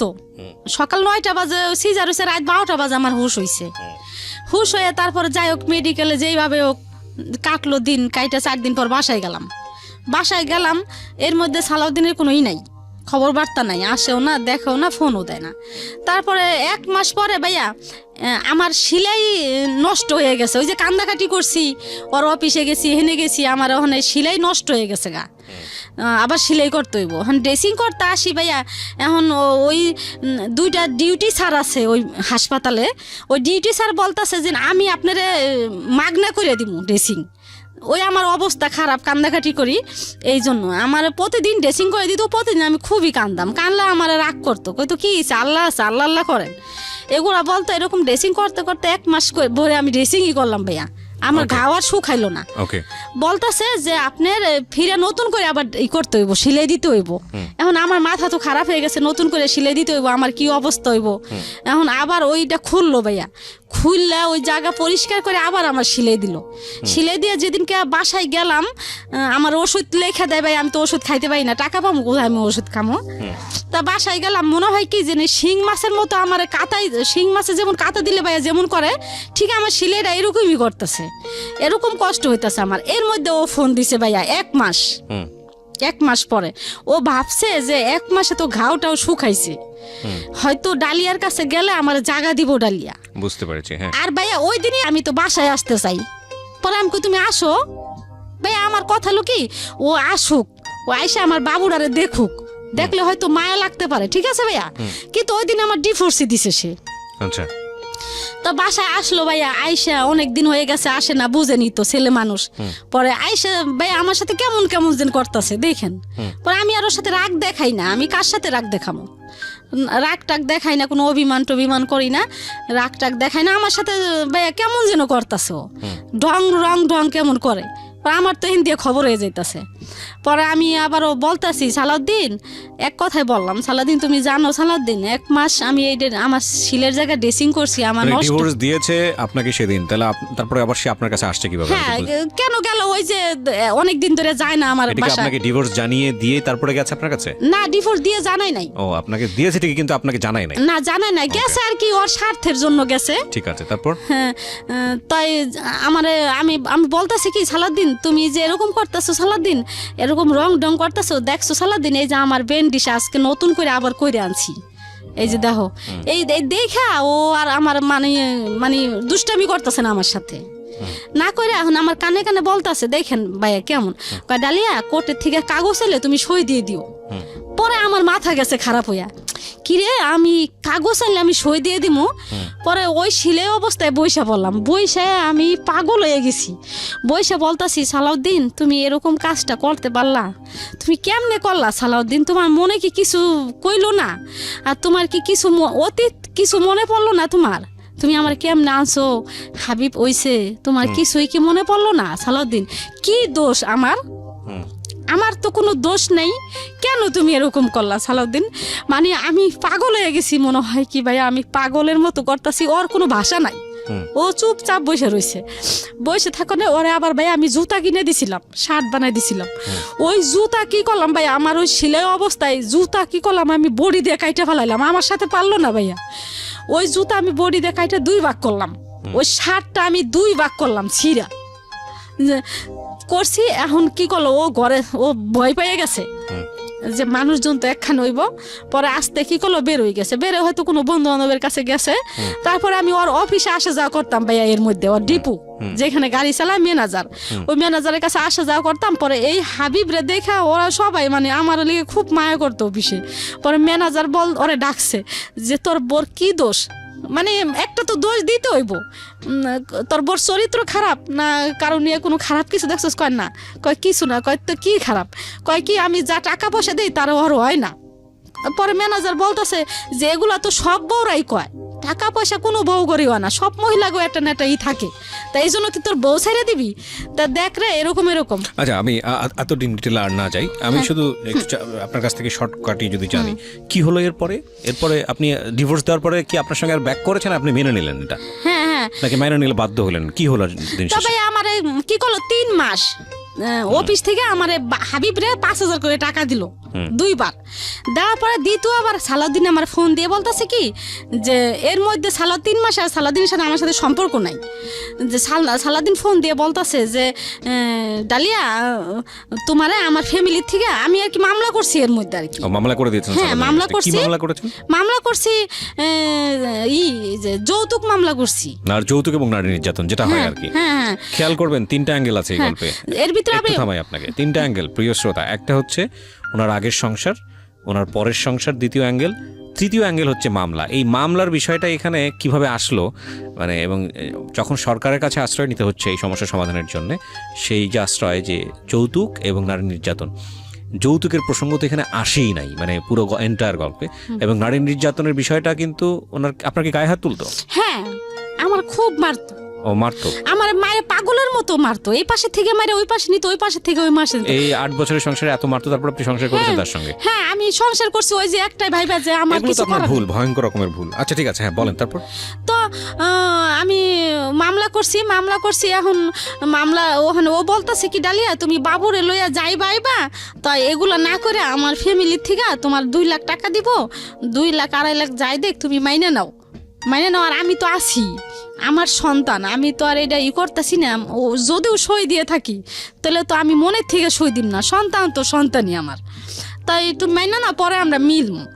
তাই ভাইয়া আমি কি করলাম, ওর কথা আমার ভুল হয়ে গেছে বলতেছে, আমার ভুল হয়ে গেছে। আমি ওই ম্যানেজার ট্যানেজার সবার কথা মতো মামলাটা তুলে নিলেন? হ্যাঁ, না তুলে নিলাম না, ওর উকিলে আমার উকিলে মিলা এই মানে এক জায়গায় বইসা ওই আমারে কি করলো 2.5 লাখ টাকা দিল।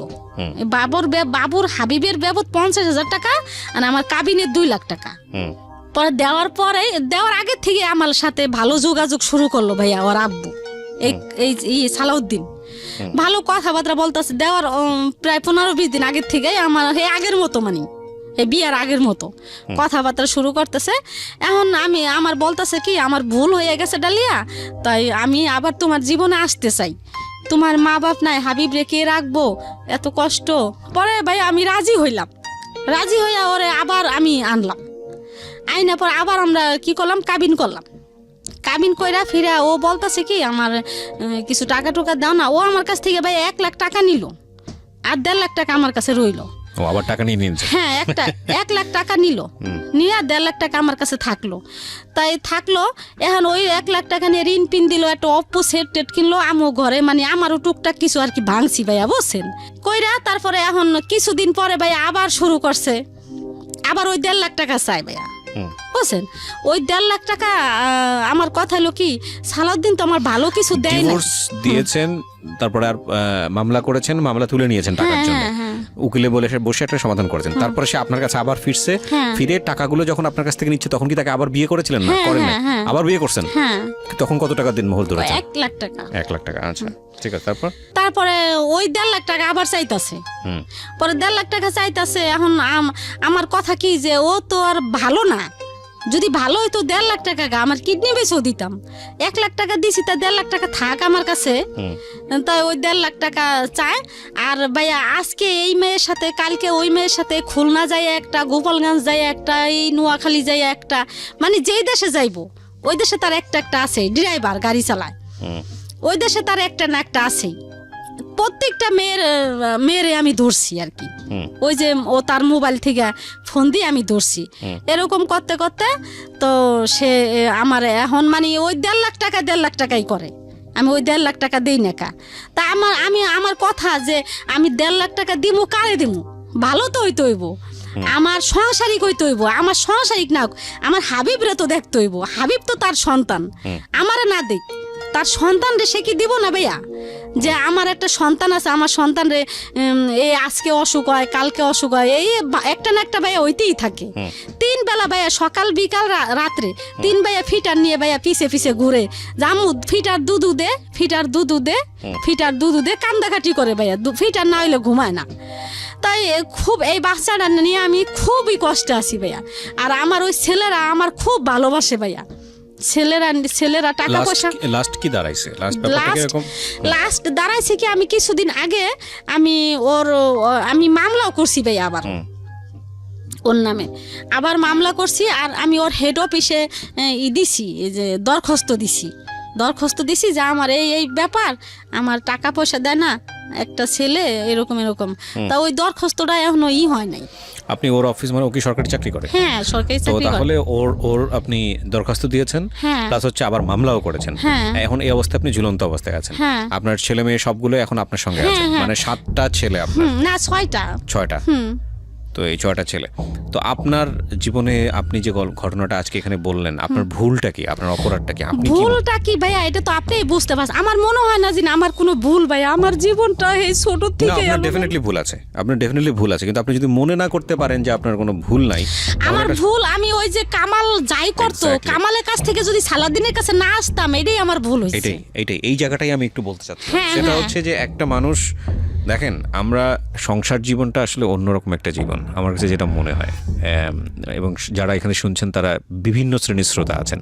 এটা একেবারে প্রান্তিক পর্যায়ের একটা মানুষের গল্প, যার দিন এনে দিন খেতে হয়, জীবনে কিছুই পায়নি সেই অর্থে, কষ্ট করে লেবানন গেছে, সেখান থেকে একটা মানুষের সান্নিধ্য পাওয়া, এবং তারপরে গায়ে গতরে খেটে 5-6টা ছেলে মেয়েকে মানুষ করার চেষ্টা করা, সব কিছু মিলিয়ে একটা অন্যরকম মানুষ। একেবারে আমাদের সমাজের একেবারে নিচু শ্রেণী যদি বলি, তাহলে একেবারেই প্রথম পর্যায়ে বলতে পারলে আমি যেটা বোঝাচ্ছি যে প্রান্তিক, একেবারেই নিচু পর্যায়ের যে শ্রেণীটা আছে সেই শ্রেণীর একজন মানুষ। যদিও উঁচু নিচু ভিত্তি নিয়ে আমার যথেষ্ট রকমের দ্বিমত আছে, শুধু বোঝানোর জন্য বলছি। তো আমি যেটা বলতে চাই সেটা হচ্ছে যে এই মানুষটার জীবনটাকে যদি আপনি অ্যানালাইসিস করেন, এরকম ঘটনা আমাদের প্রত্যেকের জীবনে আছে। সবচেয়ে ট্রিকি পয়েন্ট আজকের এই জীবনের পুরো গল্পটাতে, সিক্রেটসে, সেটা হলো, দেখুন, ওনার জীবনের কোনো কিছুই সমস্যা ছিল না। ওনার প্রথম হাজব্যান্ডের সমস্যার জায়গাটা যেটা ছিল, উনি যেটা বলছেন যে আমার হাজব্যান্ড আমাকে লাভ করতো, ভালোবাসতো, কিন্তু ওর যেই খামখেয়ালিপনাগুলো, জুয়া খেলা বা ওর যে সংসারের দিকে মন না দেয়াটা, এটা আমার পছন্দ ছিল না। এবং সবচেয়ে বেশি যেই ল্যাকিংসটা ছিল, আদর যত্ন স্নেহ, যেটা হাজব্যান্ডের কাছ থেকে একজন ওয়াইফ প্রত্যাশা করে, ওই জায়গাটায় আরেকজন তৃতীয় পক্ষ চলে এসেছিল। এবং সেই তৃতীয় পক্ষটা ছিলেন হচ্ছে ওনার দ্বিতীয় হাজব্যান্ড সালাউদ্দিন, যিনি লম্বা একটা সময় নিয়ে ওনার সময়টা ইনভেস্ট করেছেন এনার পেছনে, এবং যেভাবেই হোক না কেন তার কাছে নিয়েছেন। এবং সেই সংসার জীবন 8 থেকে 10 বছরের সংসার জীবন, সেখানে বাচ্চা কাচ্চা হয়েছে, কিন্তু শেষ পর্যন্ত সেটা টেকেনি। এখন এখানে কম্পারেটিভ অ্যানালাইসিস যদি আপনি করতে যান, সেক্ষেত্রে হয়তো প্রথম সংসারটাই ভালো ছিল, আপনি সেটাই বলবেন। কিন্তু মূল জায়গাটা সেটা হলো যে একজন মানুষের অভাববোধ আছে, শুধু খেয়ে পড়ে থাকাটাই জীবন না। এটা প্রত্যেকটা সংসারই আছে, একটা মেয়ের ক্ষেত্রেও আছে, ছেলের ক্ষেত্রেও আছে। এবং ওই ছেলেটা দিন শেষে তার ওয়াইফের কাছ থেকে একটা এক্সট্রা কেয়ার প্রত্যাশা করে, এবং ওয়াইফও নিশ্চয়ই তার হাজব্যান্ডের কাছ থেকে একটা এক্সট্রা কেয়ার প্রত্যাশা করে। এগুলো যখন জমতে অনেক বড় একটা শূন্য জায়গায় তৈরি হয়, এটা প্রত্যেকটা সংসার জীবনের জন্যই সত্য।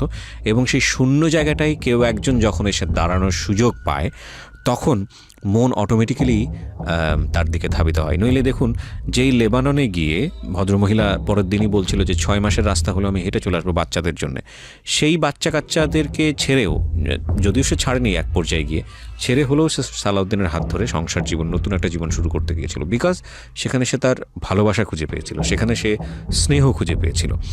কিন্তু এই ভালোবাসা, এই স্নেহ, এসবের জন্যেই ঠিকমতো আমরা ডিল করতে পারি না বলেই ভয়ঙ্কর রকমের ভুল সিদ্ধান্ত আমাদের বৈবাহিক জীবনেও আসে, এবং বিবাহোত্তর জীবনেও আসে, এবং বিয়ের আগেও আসে। একটা জিনিস সবসময় যেটা বলি সেটা হচ্ছে, লাভ অবশ্যই এটা সৃষ্টিকর্তা প্রদত্ত চমৎকার একটা জিনিস, অত্যন্ত পাওয়ারফুল একটা জিনিস।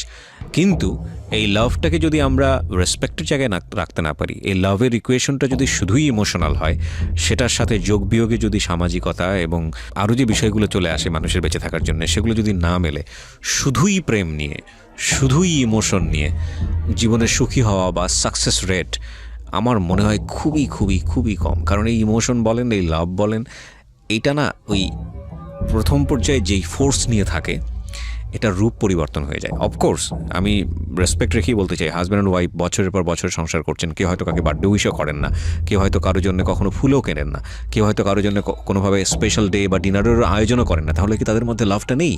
লাভটা অবশ্যই আছে, কিন্তু লাভটার ইন এ ডিফারেন্ট ওয়ে। লাভটা তখন হয়তো রেসপন্সিবিলিটি হয়ে গেছে, লাভটা তখন হয়তো অন্যরকম একটা ফর্মেটে তাদের দুজনের মধ্যে ধরা দিয়েছে।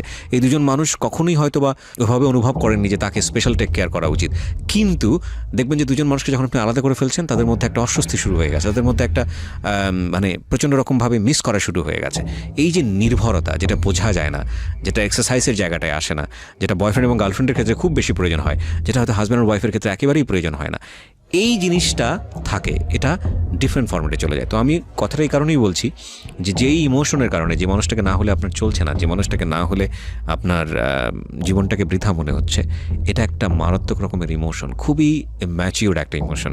কজ এই ইমোশনটা পরবর্তীতে অন্যদিকে টার্ন নেয় এবং সেই টার্নিং পয়েন্টে গিয়ে ওই মানুষটার সঙ্গে আদৌ থাকা সম্ভব কি না, সামাজিকতা কি বলে এবং আপনার জায়গা থেকে লজিক কি বলে। যদিও আমরা যখন জানি যে ইমোশন যখন চলে আসে তখন লজিকটা অনেক বেশি বন্ধ হয়ে যায়। তো এই চিন্তাটা করাটা খুব জরুরি, নইলে 8 বছর পরেই হোক, 5 বছর পরেই হোক, 7 বছর পরে